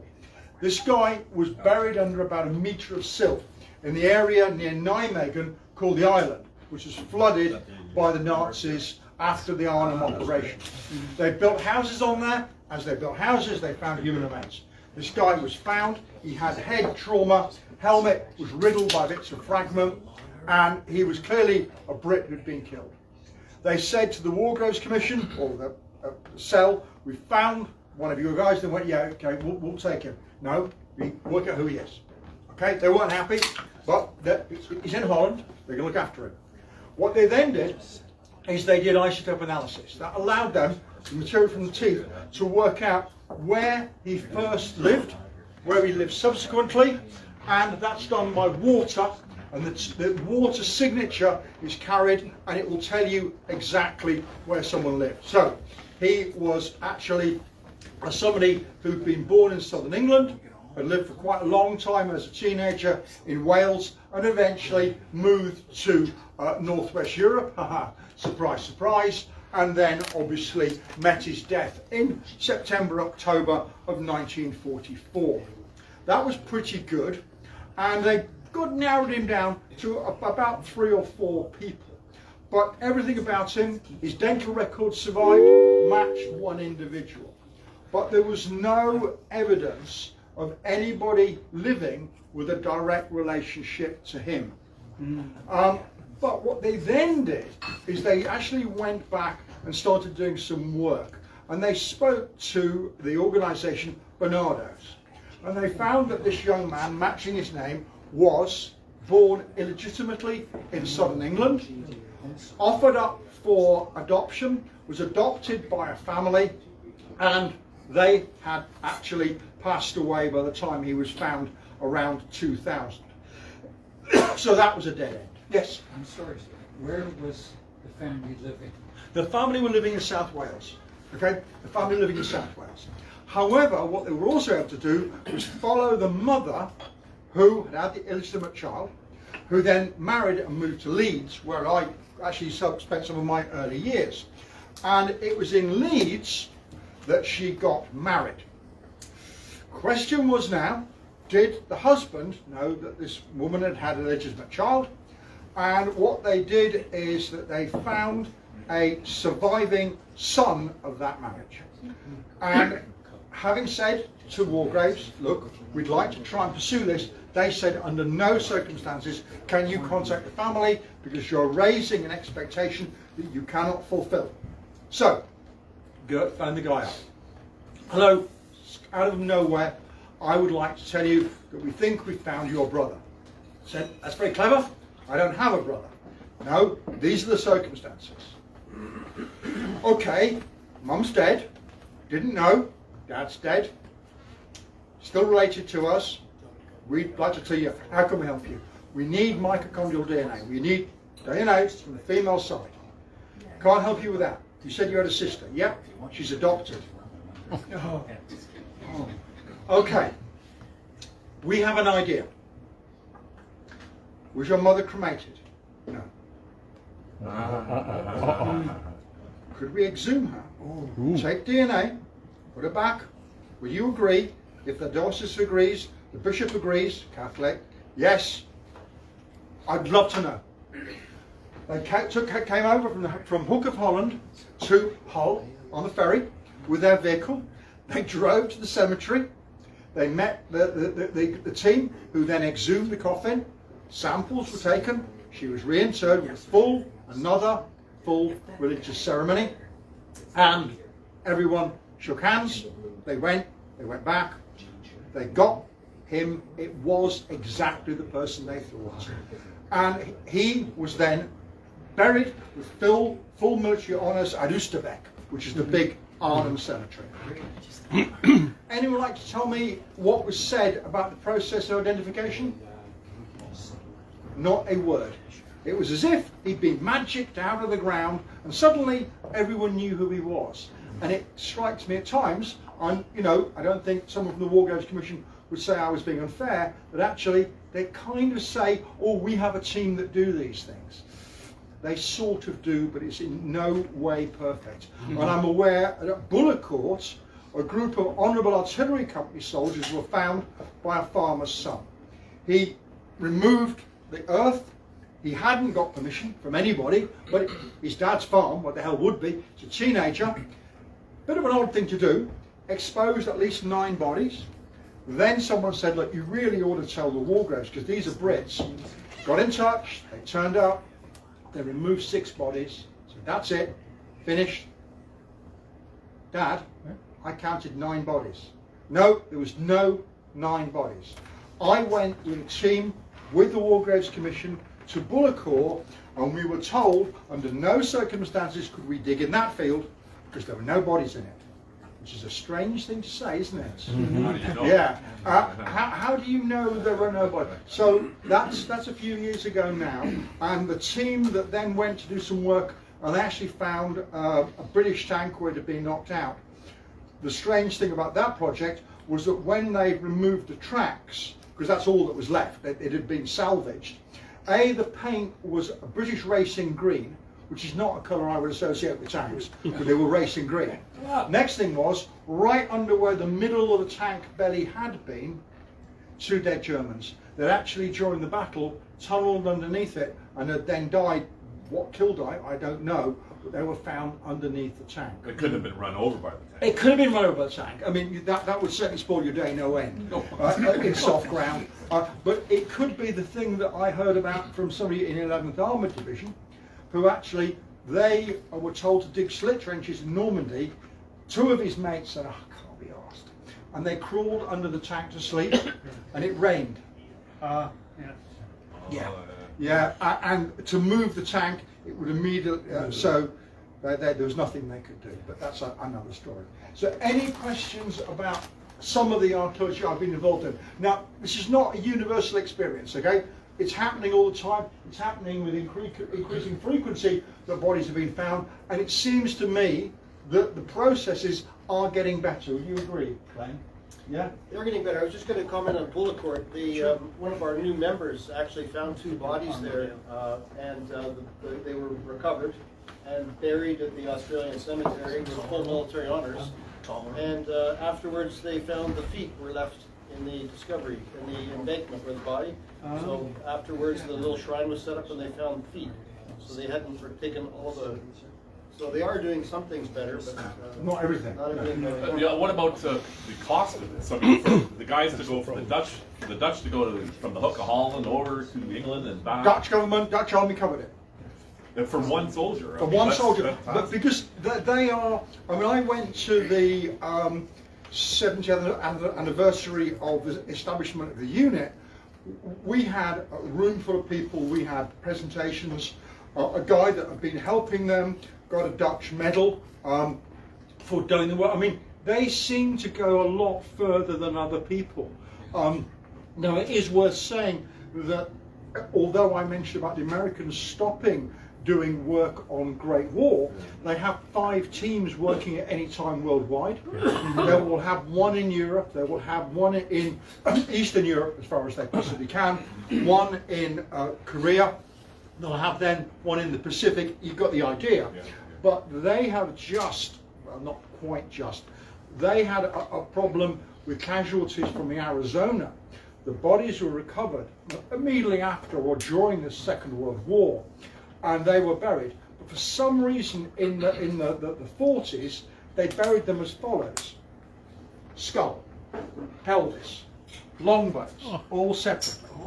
Now, one of the problems of Nixon is that Nixon said during the Vietnam War that actually the guys that were missing weren't missing. They haven't been killed. They were prisoners of war of the North Vietnamese, and at the end of the war, they would appear.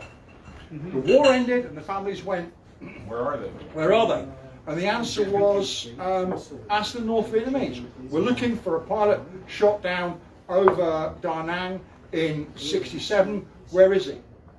No idea what you're talking about. So they're there. So what they then did is they then set up this unit based in Hawaii to recover human remains. They are then proactive. We are reactive, yeah, we collectively. They are proactive, apart from some of the work that Norm Christie tried to do, which I would say was proactive. However, what then happened was people said, well, I have as much right to know what happened to my great-granddad as you do to know what happened to my brother. We want them home.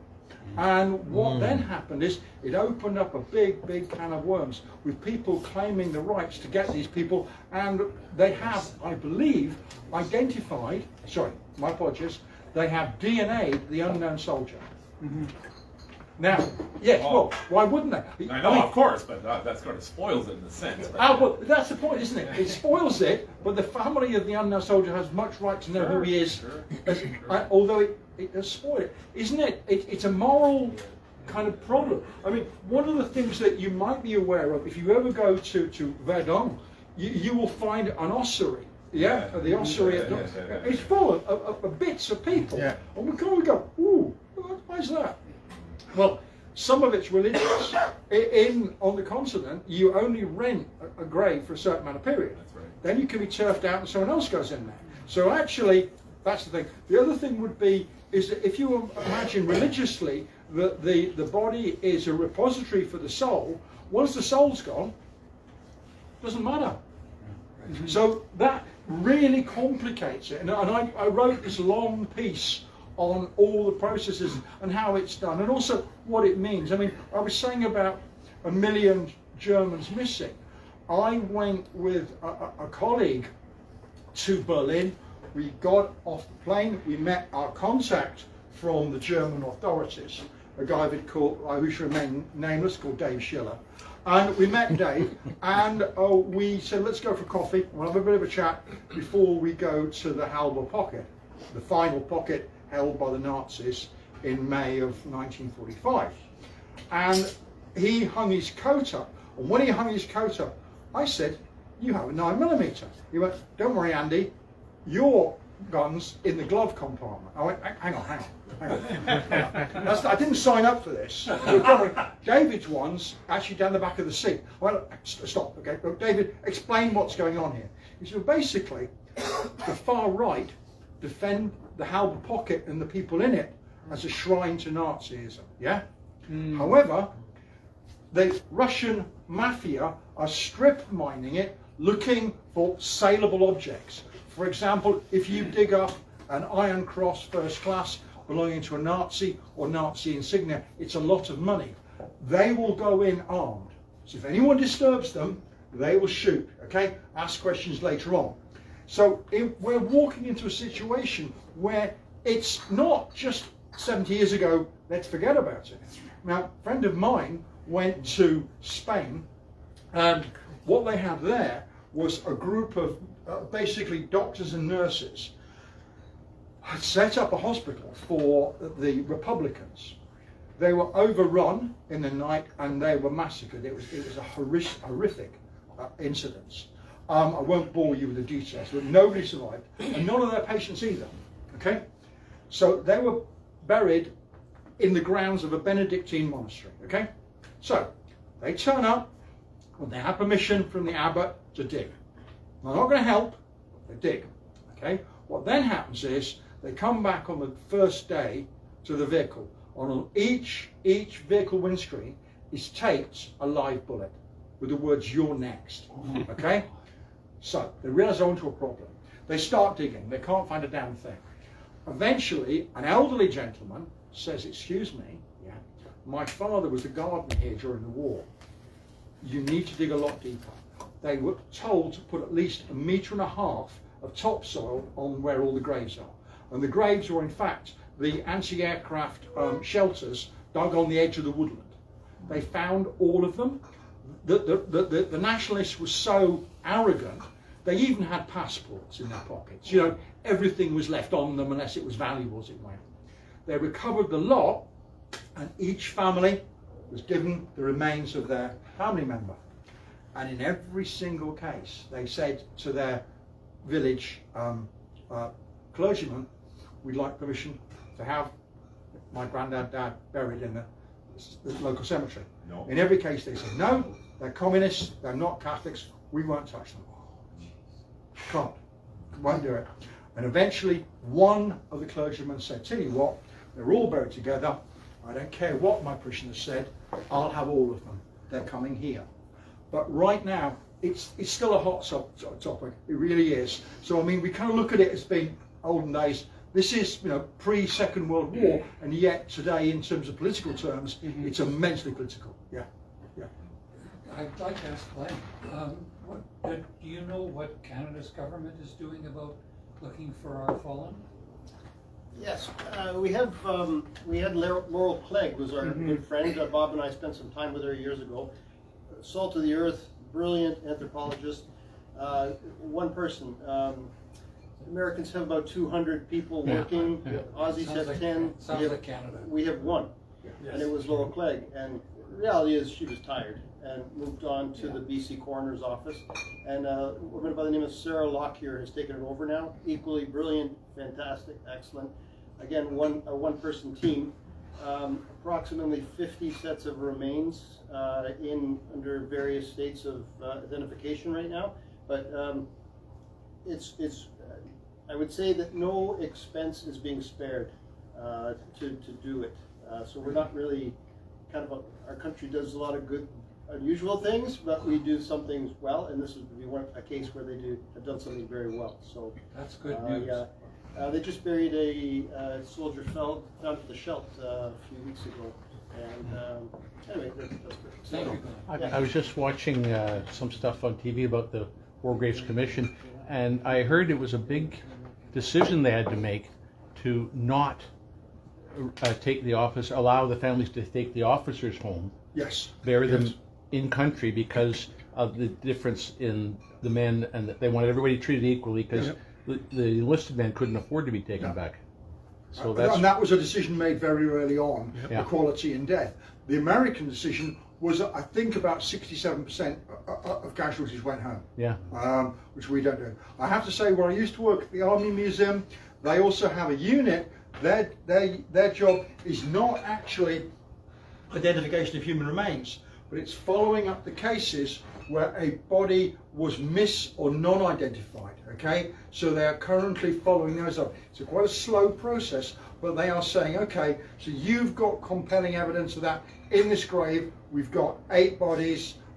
We've got 1 unknown, and these are 7. And we know that, I'm making this up, a gun was hit, 8 people were killed. Chances are there. The problem we've got there is the rules of the War Graves Commission is that if you've been buried, you can't be unburied. So that is a bit of a problem. That may change with time. Who knows? Okay, but they are trying very hard. By buried, you mean after the If you've been buried by the War concentrations? Graves Where they Commission, fell. you Right. can't be exhumed. Right. If No, you not were where they buried fell. if you were buried during the war, that doesn't matter. That's Because they had teams that went around and exhumed them and I concentrated them in mean, certainly the graves concentration records are interesting. I've been involved, and I'm going to write this up for Glenn. It's not going out tonight, but I will do. I'm trying to find out where the black footballer, African-Caribbean footballer, Walter Tully is buried. Although he has no named grave and he has a memorial in Folkestone where he was born, I believe I know where he is, but more of that to follow. Okay. Now, a couple of other bits and pieces. What else have I been involved in recently? Well, some strange stuff. I've been working, as I said, with Keira Knightley on a Second World War film. Been working on the Netflix series Outlander, set during the 1777 campaign during the American Revolution, up in Scotland, because apparently it looks quite like the Hudson Valley. Really? Yeah, I don't know. As it was. I don't know. Less expensive than bringing That's why the crew. hillbillies came down the river and stayed there. Absolutely. But the next thing is that I've also been involved during lockdown. It was never meant to be during lockdown, like a lot of these things that happened. As a teacher and as someone teaching in a museum, I always wanted to have, and I imagine it would be in summertime, towards the end of the summer term, a trench system which we could use for teaching. We had a trench in the Army Museum, the usual thing, you walk in, it's dark, trenches are always in the dark in museums, God knows why. It was too small, it was wrong, it was timber and stuff, and it was pretty useless. So I said, look, why don't we get the Army to help us dig a trench system? And there was always a reason why we couldn't do it. We couldn't do health and safety, we couldn't do it, there wasn't interest, there wasn't the time, whatever. Anyway, I worked out the other day, I probably taught about 500,000 young people about the Great War. So when we made the film War Horse, the props from War Horse came to my piece of ground, okay? Now, the Daily Mail picked this up and said it was in my back garden. I can assure you, no garden gnomes were injured in the making of my trench, okay? But we built the trench system and I used it to make the book. It's on sale in all good retailers, 24-hour trench, okay? Oh, that's what that is. That then led to people saying, oh, can we come and visit? And it became quite popular. But we were very near a very active airfield called Gatwick. You know, frankly, EasyJet, you know, or WestJet don't really help suspension of disbelief. Okay, we moved somewhere else. This is a story, you know, incredible. There they were doing airsoft work. Trench would be great for them. We built it. The guy that owned the site had a stroke and a heart attack. Said, could we leave? We left. We went somewhere else. We built the system. And then the farmer said, thank you very much. That's lovely. We don't want you involved anymore. Oh. So, just before 2019, I was speaking to various places. I spoke to a castle in Kent called Leeds Castle. By the way, that caused some problems with tourists who go to Leeds. Yes. Leeds Castle is nowhere near Leeds. They're only 200 miles apart. They didn't want a trench. I tried the hop farm, which was very famously where they ran the War and Peace show every year, multi-period event. They didn't want one. I then went to the Kent Showground, about 15 miles from where I live, and said, would you be interested in a trench system, First World War style, for teaching and also for film work? And they went, yeah! And immediately closed down because of COVID. Then I got a phone call. Andy, you haven't been back. Why not? The trench. Aren't we going to build a trench?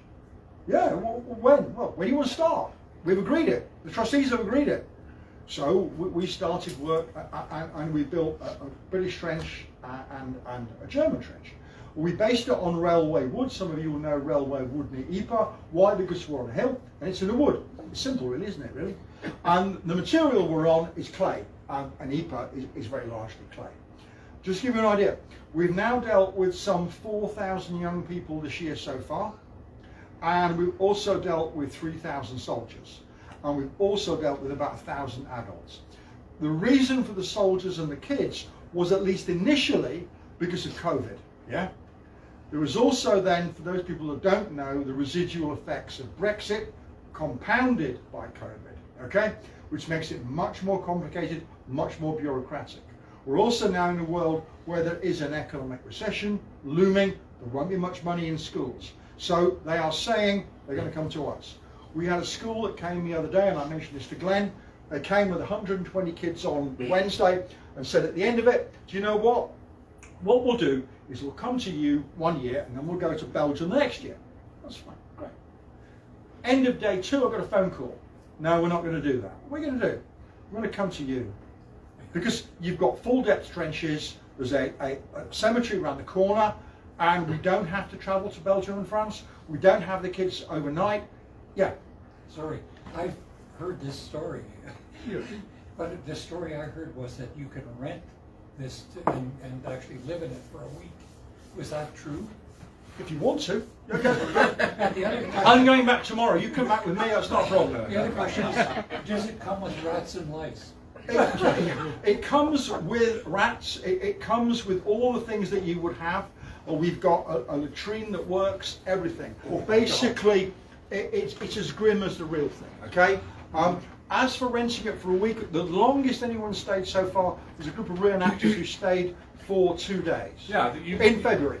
Didn't you tell us when you were here before about this trench, another trench? No, it was another one. Yeah, it was another one. Yeah. Guys stayed over 24 hours. They It did, was a yeah. real Well, no, ordeal. they did 48. Or something, yeah. You the described how yeah. much of an ordeal it was. The reenactment unit, the Warwicks, Yeah, did 48 yeah, I hours remember that. in February.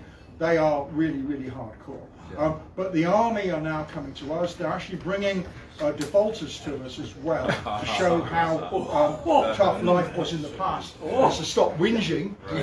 So that is going on. So just out of interest, I'm going back tomorrow to get home on Tuesday. Wednesday, I've got actually 2 groups, each of 120 kids coming to the trench.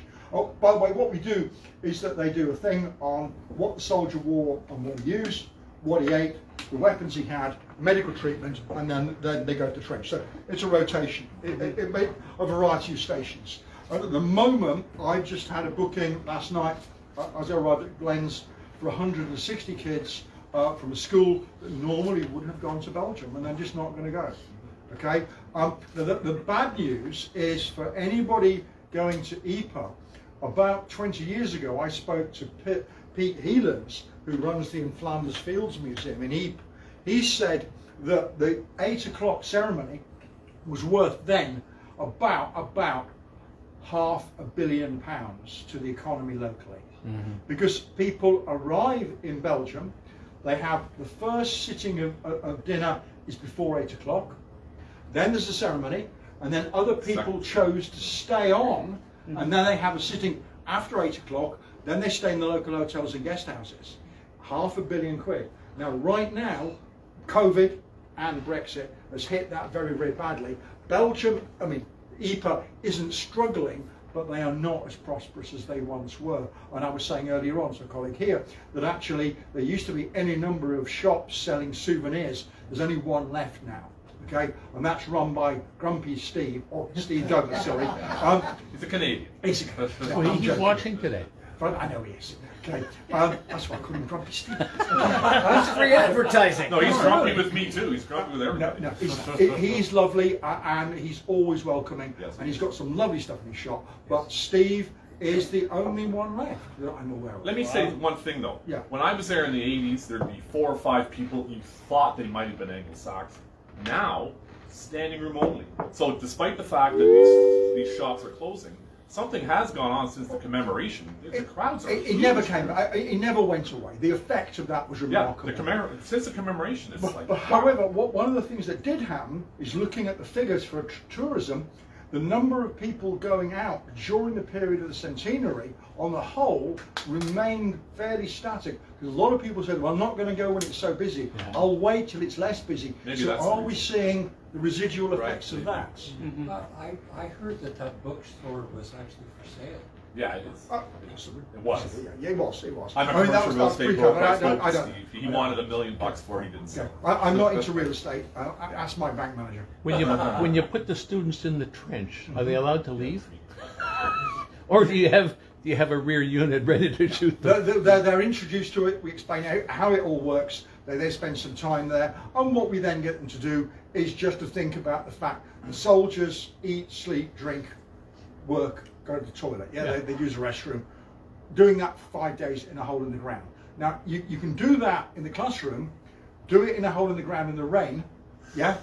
You get everyone's full attention, you know, and I think that's important. Yeah. Oh, yeah. That what we do, and we make the point, which is made to me by the old soldier to me. He said, Andy, he said, or boy actually, he said he didn't give me a name. He said my war was 90% bored stiff, 9% frozen stiff, 1% scared stiff. What we see on the big screen is 1% of the war. We don't see the 90%.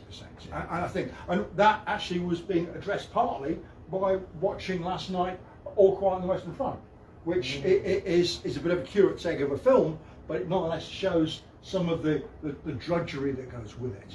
Okay. So Do you that's have kind of pyrotechnics and noise in these trenches? No, we don't do shelling, we don't do any of that. We like a fire in no man's land, and we're not about combat. If you want combat, go watch a movie, go watch a doco.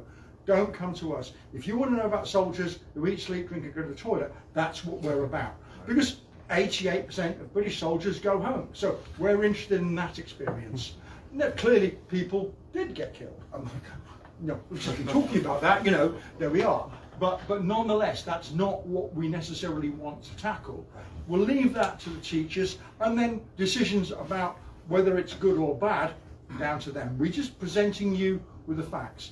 One of the things that the in Flanders Fields Museum does is it tells you that war is bad, and not coincidental, the mayor of Ypres is twinned with the mayor of Hiroshima, because apparently the experience was very similar. Wow. You can probably gather what my view of that one is. I am nothing if not a cynic on these occasions, I have to say. However, what I want to do now is to explain something that I've been involved in now for quite a while. Now, there's a number of spin-offs here, so just bear with me.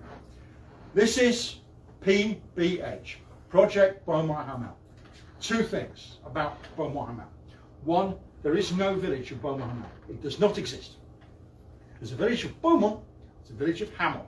And in 1914, it was agreed they would have two mayors, a mayor for Hamel and a mayor for Beaumont. That would then be two mayors. After the First World War, the Great War, there weren't enough people in the two communities for them to have permission to have two mayors. So they're now Beaumont Hamel. If anybody looks on the map, not your area of interest, I know, Auvillers, La Boiselle, that road up from Albert up towards Bapaume, they share a mayor because they're too small. So they are linked together. So anybody ever tells me I've been to the village of Beaumont Hamel, that's brilliant. They are 3 miles apart. But apart from that, very likely, yeah? Next thing, my area of interest is, as you all know, the film. Now, we're in a situation where the area at Beaumont is probably more featured in the film The Somme than any other area. Why? Because Geoffrey Malins filmed there. Now, he films the preparation for the battle. He films the actual explosion of the mine at 7:20. He then films at Hawthorne. He then films the men going over the top.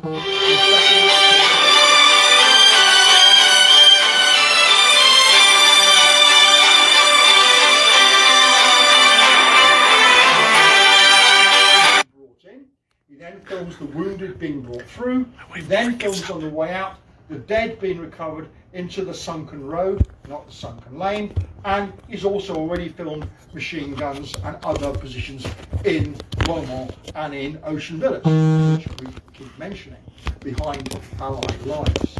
Now, because of that, we also have the work of Ernest Brooks, who's the stills man who works with Malins. What you have is a vehicle with a driver, a conducting officer, a man called Captain Thornthorpe. His job is to make sure they don't film anything sensitive, yeah? Then stills man, cameraman, with me so far, okay? They arrive on about the 28th of June. Why the 28th? Because that's when the battle was meant to begin. It's put back because of bad weather, because the Royal Flying Corps can't observe fall of shot. Therefore, he's got lots of time to film. Now, what that is then is that record of that area. Down south, we've got actually J.B. McDowell, who actually settles and dies in Canada. Did you know that? The other cameraman, yeah? He dies in Ontario. His family is still here. And through Glenn Warner, some of you will know Glenn Warner, I'm now in contact with that family. So there's another story to come out with a lovely Canadian connection. By the way, he had a Canadian commission as well, which people don't know. What happened is that actually they then were able to record the scenes down in the south at near Mametz, or Mamet if you're actually French.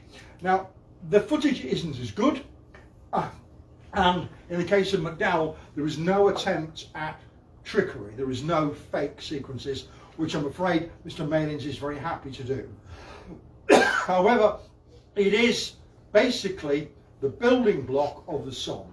Why? Because the mine is 7:20, the attack is 7:30, therefore it's the beginning of the battle.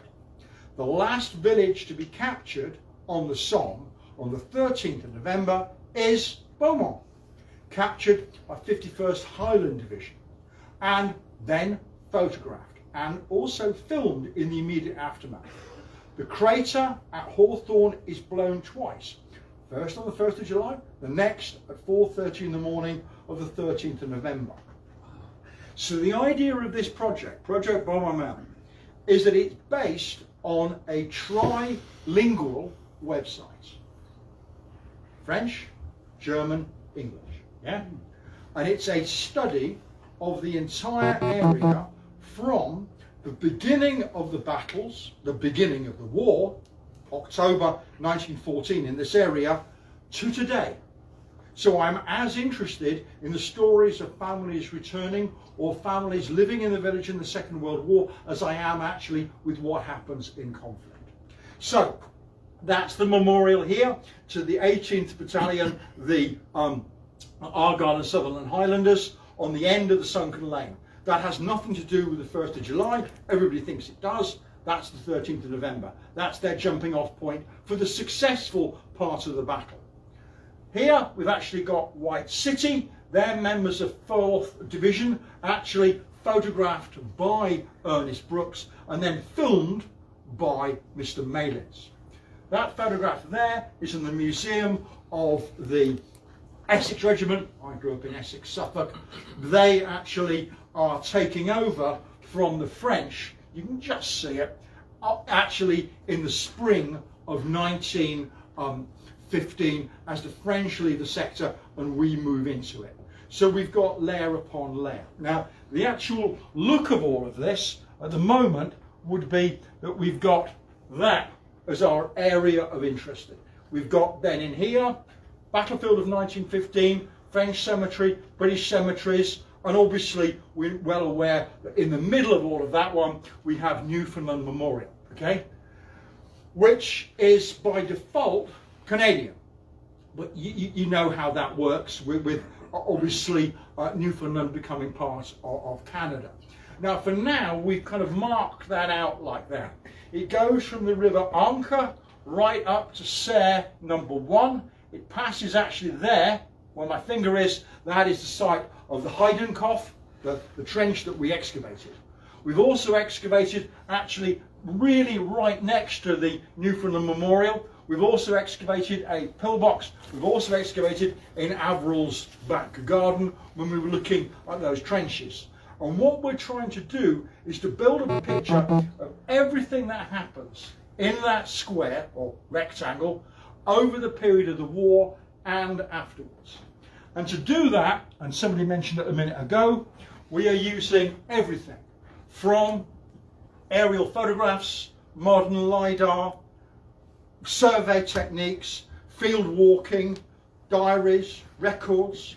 Here, that is a working party, apparently, according to lots of people, in the crater. They're not. They're in a quarry. The quarry is there. That's the same place. That one is 1919. And I had the great good fortune to show one of the people in the village, the mayor, female, that postcard and said, "Do you know this spot?" She went, "Know it? That's my grandma." And as soon as you do that, you've got it. Now, in the middle of all of this story, what we then got was a guy called Nigel Fagg. Nigel, sorry, I know you don't like being named. Nigel is British, lives in southern France, but took to doing a walk from Albert to Ypres. And on one of those pilgrimages, organised, I think, by the mayors of both places, not by the mayor of Hiroshima, that would be too far to walk, what happened was that he met somebody who said, "We own part of the crater at Beaumont. I think we should try and save it. It's under threat." He then began negotiations with 5 landowners. Now, you can only begin to dream on the problems of getting 5 French landowners in the same place, let alone agreeing anything. And what I did is I went out with Nigel, and we went out for dinner. He paid for it in a very nice restaurant in the Ark Valley, and we spoke to 5 very reluctant sets of owners. 2 brothers that hadn't spoken for many years. You got the idea, yeah? And at the end of dinner, we explained what we wanted to do. This is not this project. This is part of the project. And we wanted to basically preserve the crater and make sure it's... Which crater are we talking about? Lochnar? No. Hawthorne. Hawthorne. We're talking about Hawthorne. Hawthorne crater. Sorry. That's the crater. Still within here. Yeah, sorry. No, it's just there. Okay. So, what we then do, Lochnagar is over. Right. Okay. So, what we then do is we then sit down with a liqueur, and one of the farmers says, what happens if there's an accident in the crater? What happens if someone falls and breaks a leg? Surely we're liable. Nigel, genius, said, what happens right now if someone with a shovel and a metal detector is in the crater and we hear a big bang? You are all equally and severally liable. We set up an association under French law with the mayor. The mayor's liable.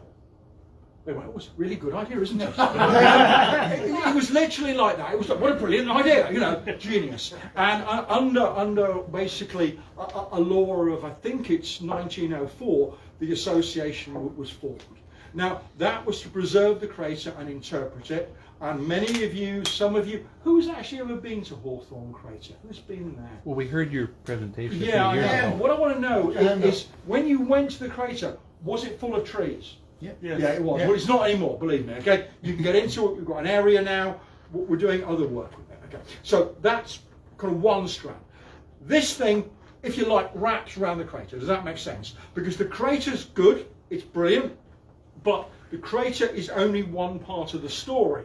The rest of the story is everything else that we're trying to do. So, this then is other bits and pieces. We're looking now at the legacy of the war. That view there is that view there. That's just some of the munitions we've found on the surface. You already know about White City and all of that. And what we're trying to do is to build up basically this to all the elements within the project. Now, at the moment, I am fundraising for a trilingual website. The idea being that all the information that we get is presented to visitors in England, France, Germany by means of the website. It'll be on their phone, it'll be elsewhere. We do not want to litter this site with information boards or anything else. There's enough there without any more of that. But what I do want is people to give me their stories, to give me their information. The idea would be that they would then be free for view. We take nothing. We're not building a museum. It's purely a digital record and resource that can be used. Yes, sir. I'm sorry to interrupt, but is Conte within that area? Yes. Oh. So we can't study the entire Western Front. What we could do is sample that area and then say to someone else, why don't you do your project Lochnagar? Why don't you do your project Hohenzollern Redoubt? Why don't you do your project Vimy? You know, to study that area. But to put it, because clearly Vimy, 9th or 12th of April 1917, is a tiny bit of the Great War. You know, it's not the Great War. And here, 1st of July, yeah, it's significant. But look at the rest of the battle. I had somebody who should remain nameless, and he really will remain nameless, who said, there's no point studying the battle because we all know what happened there. Clearly we don't. I'll tell you why, because I've been looking at war diaries, building up a record. I've discovered a raid that no one appears to know about, a big one. Which nobody knows, because nobody's interested in that period of the war. If it's outside basically 1st of July to 18th of November, nobody cares about the Somme. Yes? My uncle, my mother's oldest brother, was killed on November the 18th of 1916 in the very last battle of the Somme. well, there we are. No, there's the Boom Ravine, right? Yeah, absolutely. And we've then got some very famous people here. For example, I mean, we've already mentioned him. Edmund London is the works officer. Undertones of war. Also, then the future poet laureate visits in 1917. I can't remember his name. It'll come to me in a minute. We've also then got another guy who writes the book Manning's Her Private Twee. Okay, that's the rude version of another book. In which he describes visiting the area as a soldier in 1916-17. We've then got people like Jakob and the others are in our area. And obviously we don't know anything about the battles of 1915, that they might as well be in another war because we don't know. And the idea would be to unpack it all, but also then to present the Germans. I mean, one of the things that we've done quite recently in the crater is just to put the names of all the men that were missing in the mine explosion. All those Germans. And for me, the most moving one was a 48-year-old school teacher killed by that mine explosion. And yet, you know, we don't know about them. They're just anonymous people, and yet they're people.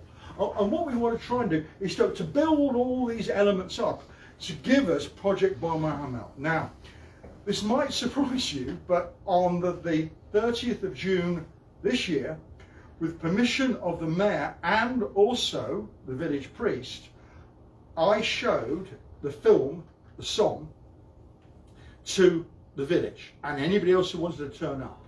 And I worked with my young colleague, Jeremy. Jeremy has an English mother, a French father. He's currently working for the War Graves Commission, basically explaining cheap valve. And I said what was on the screen, and he did it in French, and we went right through it.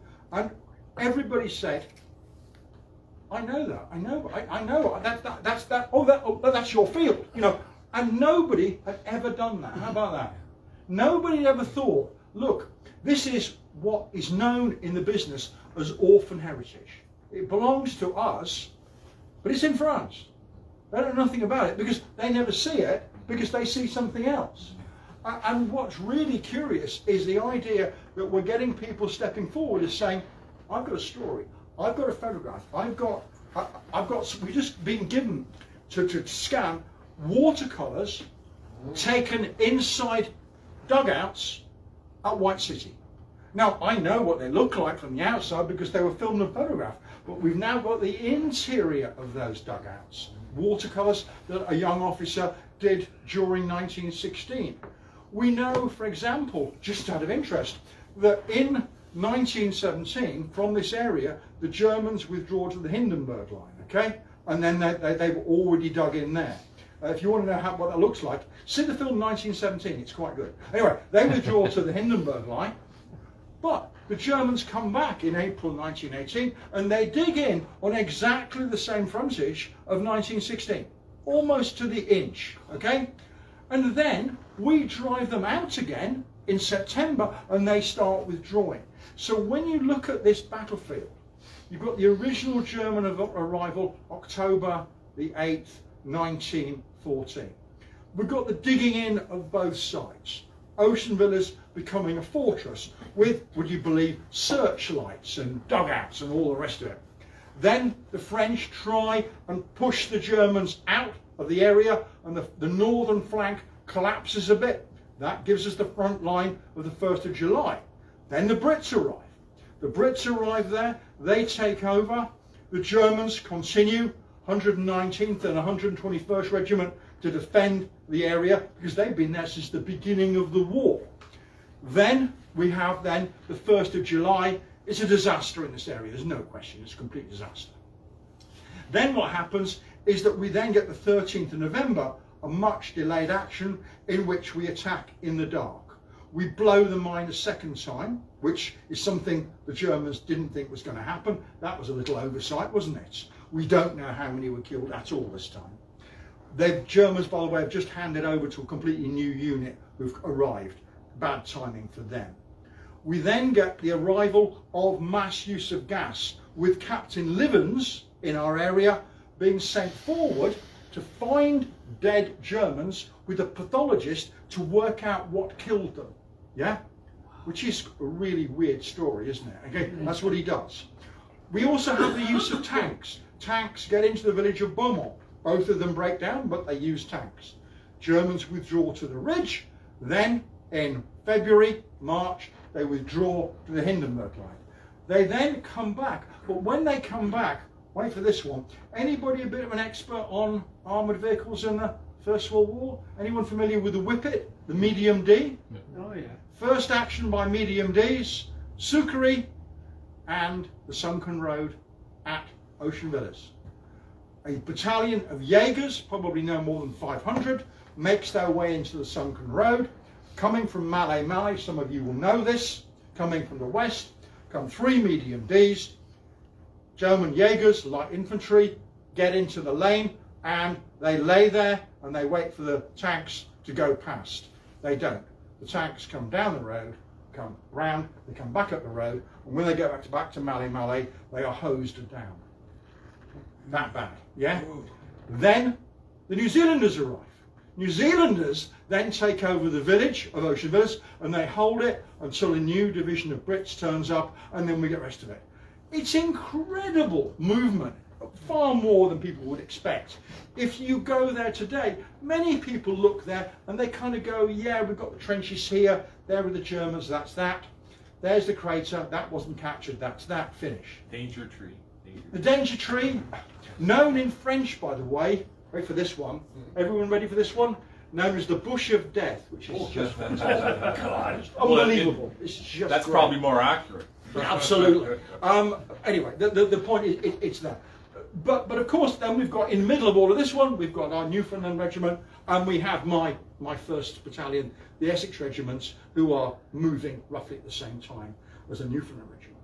So the reason I mention all of this is twofold, really.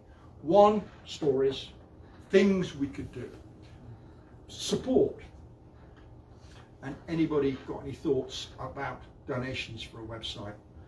Just so you know, Walter Rapp is giving a donation on behalf of his granddad. So, whatever we do, we can match it. Now, I'm very much a one-man band at the moment on this one, very much a one-man band. So, any ideas, really, really welcome. But that's where we are. But at the moment, it is very much Anglo-French, or should I say Franco-British at the moment. I will be talking in the near future to the new superintendents at Beaumont about it, but at the moment it exists outside that because it's only one part of the battlefield. And it's not going to be a great black hole. Whatever happens, it will make sure it is populated. And I've got people that I've been working with, such as Frank Gogos in St John's, Newfoundland, and the Regimental Association, who are supportive of this one. I have to say, some people have been a bit alarmed. Oh, we don't want to give you permission. With the greatest respect, what are you going to do to stop me? I want this to be available to everybody. I don't own it. The archaeological group that I set up that did the archaeology you saw was called No Man's Land. There's a reason for it. It doesn't belong to us. It belongs to everybody and not us. And it's not necessarily, at the moment it is, my project. It could grow and grow like Topsy, and that would be a different kind of a project. Okay. Well, like the English, the Noose commemorate Remembrance on July 1st. So I'm glad you mentioned that because I think Newfoundland would be interested in something like this. It's I think very big for them. Good, thank you. Yes. Can I ask a favor? Could you keep Glenn informed of what you're doing? Yes, so will do. that we can know about it? Yeah. Because as I mentioned, I have relatives.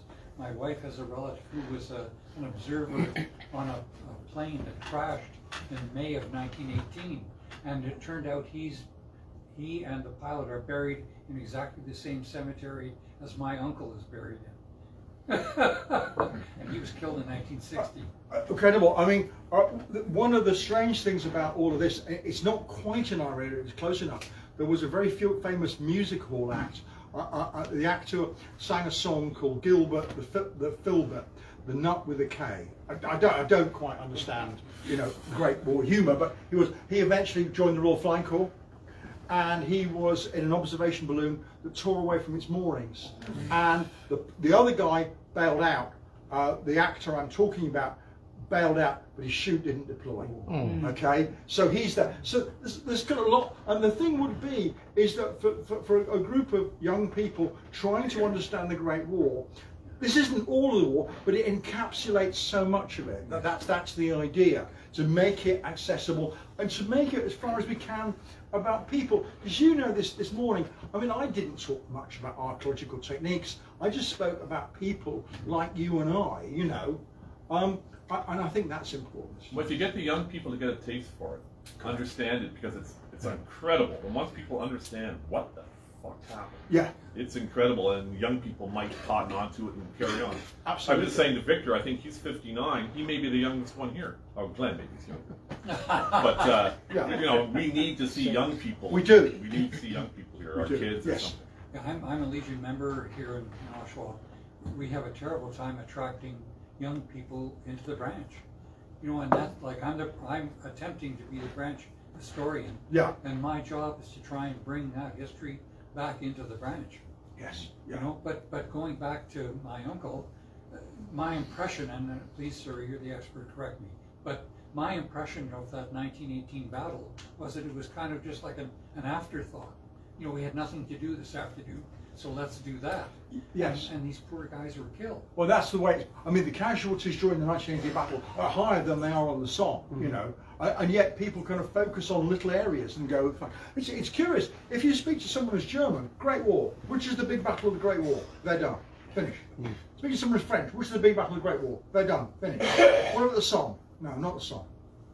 You know, I mean, just out of interest, in the area around Ypres, the Ypres salient being a position that sticks out into enemy territory, it's 40 kilometres. In that 40 kilometres, the British and the Canadians and others, but largely British and Canadians, lose 400,000 casualties during the course of the war. 400,000. Put that in perspective, the next 40 kilometres to the coast, held by the Belgians, they lose 40,000. Not because they're cleverer than us, but simply because they flood in front of themselves. Now, anybody that goes to Langemark Cemetery, big German cemetery, just out of interest, look on the eastern end of the cemetery. Nobody's picked this up, and it wasn't me that pointed this out, but it was someone else who actually came across an interview with a German veteran from the 20s when they built the cemetery. And he said the reason why they've got the ramparts there and the moat is to record the way that the Belgians cheated Germany of victory by flooding the area to the coast. That was cheating. That was why Germany doesn't win the war. So wait a second. At the cemetery, what's on the east? When you go to Langemark Cemetery, been there you park in lots the of car times. park, you come through an odd that weird, area, like, dark with a dark, audio fine. visual You come out the other stuff. side, which is possibly about rebirth, I don't know. Yeah. You come round, then you've got your willow trees. Right. Yeah, which is obviously again an ancient tree. Oak trees inside it, which is pre-Christian. Then you've got a rampart, yeah, with a ditch in front of the moat, which is full of water. That is meant to signify, according to him, what happened and how Germany was treated a final victory. Now, I have to say, when a long time ago I was in Normandy, I went up onto the Mace, which is the area held by the Poles at the mouth of the Falaise Pocket. We're talking Second World War now, not First World Falaise Gap. War. When I was there, I bumped into a guy and his son. His son was my age. The older guy was my father's age, who happened to be with me. And I said, "Were you here?" And he said, "Yes, I was." And I said, "Who are you with?" And he said, "I was with 2nd SS Panzer Corps." And I went, "Frundsberg or Helmstaffen?" He went, "Frundsberg. How do you know?" I went, I'm an historian. I've got to know these things. Oh, he said, "I was the medical officer for Frundsberg." Now, Frundsberg had no war crimes that I'm aware of, okay? So be careful here. He said, Whatever. "What did your father do in the war? Who was he with?" I went, "Well, he was with the Royal Navy." Now, actually, he was with the Royal Navy at the end of the war, okay? He didn't actually see any active service. He was called up on the day the war ended. And I will not tell you what the recruiting sergeant said to him when he turned up actually in the recruiting office.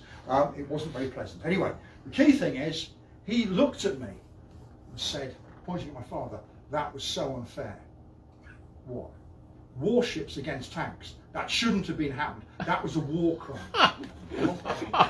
So a member of the SS is lecturing me on what's fair. And it's curious, isn't it? You know, it's all about perception. All about perception. Well, the Germans fielded the blockade with a war crime in the First War. Yeah. You know, and you could point out all the gas, the flamethrowers, all the bombing the British civilians with air, but they think Unlimited that we're submarine bad because warfare. of the blockade. Absolutely. Yeah, absolutely. It's a war crime.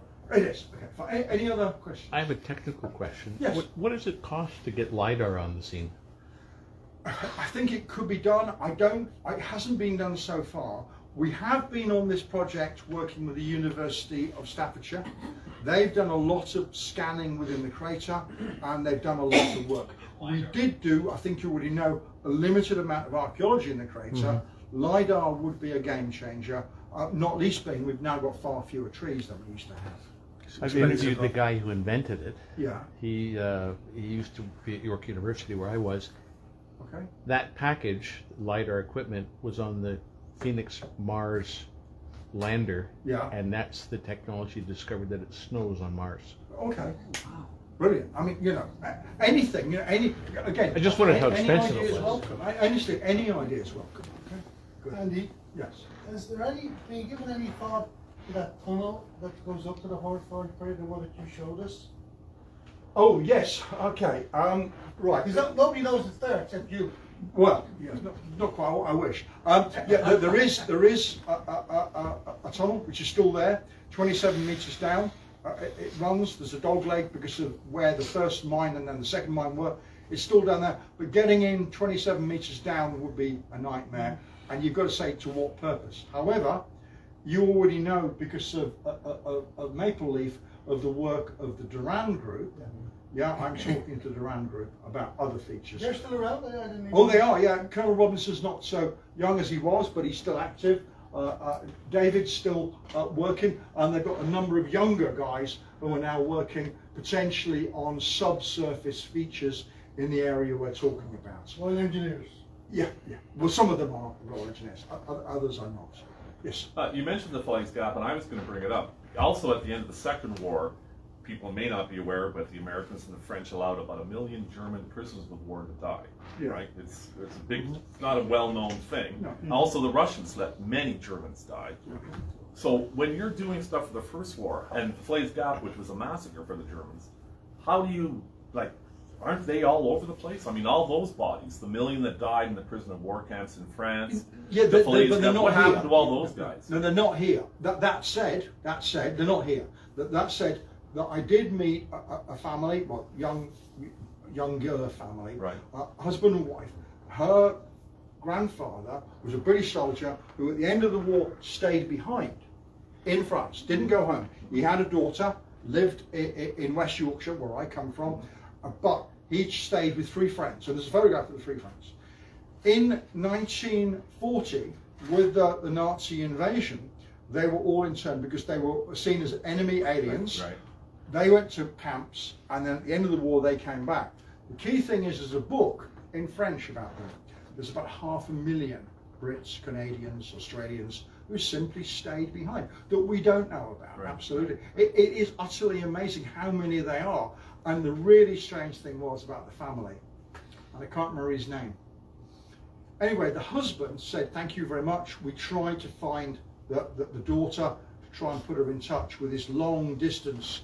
You know, what would she be? She'd be a cousin, wouldn't she? Approximately. Yeah, yeah.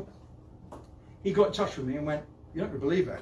I've done some work with my mum. My mum didn't want to talk about it, but her dad was a German prisoner of war who stayed behind in France." So the two of them, great story about just the experience of saying, "I don't want to go home. War's over. I'll stay here." My point, though, was more that there were 1 million prisoners who were allowed to die in France. The Germans, I mean the Americans and the French, that happened. The Brits and the Canadians said no. They weren't given any shelter, food. It's not a well-known thing. But there's 1 million bodies somewhere. Falaise Gap, there's many bodies. And the Russians. So when you're looking for the First World and you see bodies, that's amazing.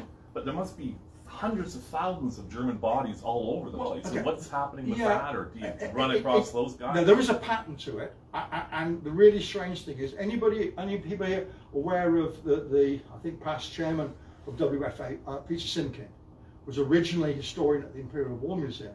Peter took his dad to Sayre number 2, which I've mentioned repeatedly, in the 1970s. Yeah, drove him down there and went, Dad, this is Sayre number 2, and his dad went, yeah, I know. He went, you weren't in the Great War. He went, no, but I was in Guards Armour Division. We came up that road here, we got out of our trucks, we all wheeled against this wall, we looked at the cemetery and went, oh, that's a bit nasty, and went on. And we eventually stopped in Brussels, you know, and it's really interesting. As I said, you touch one more, you touch another Yeah, one. you're you know. like you're trotting over all these, must be many bodies that are I unknown. am going to and get the name discovered. wrong, but I do know that, for example, in the area of Engelbert-Meyer, a Canadian, no longer with us, I think called Sharkey Ward, was shot down. He crashed. He certainly met Avril, came out, and he said by the time the aircraft came to a halt and he got out the aircraft, a French bloke said, come this way, put him on a bicycle and said, go that way. And he was actually cycling in his flying clothes to the next village. Next village, they got him out of his uniform, and he was out and into Spain within less than a week, and then back to the UK. The trouble was that the people back in the UK went, you've made it home in a week. And they went, we don't trust you. Why would it be so quick? And they went, because they're so efficient. And they just went, no. And he was out of it. But the best story of all of this one, I've got to tell the story. I met a pilot, was shot down, crashed the aircraft, got out, similar thing, went to a village. In the village, they said, right, get your uniform off, keep your ID tags, that's the only thing that'll keep you alive. We'll try you on your French. And they went, oh God, that's just dreadful. No.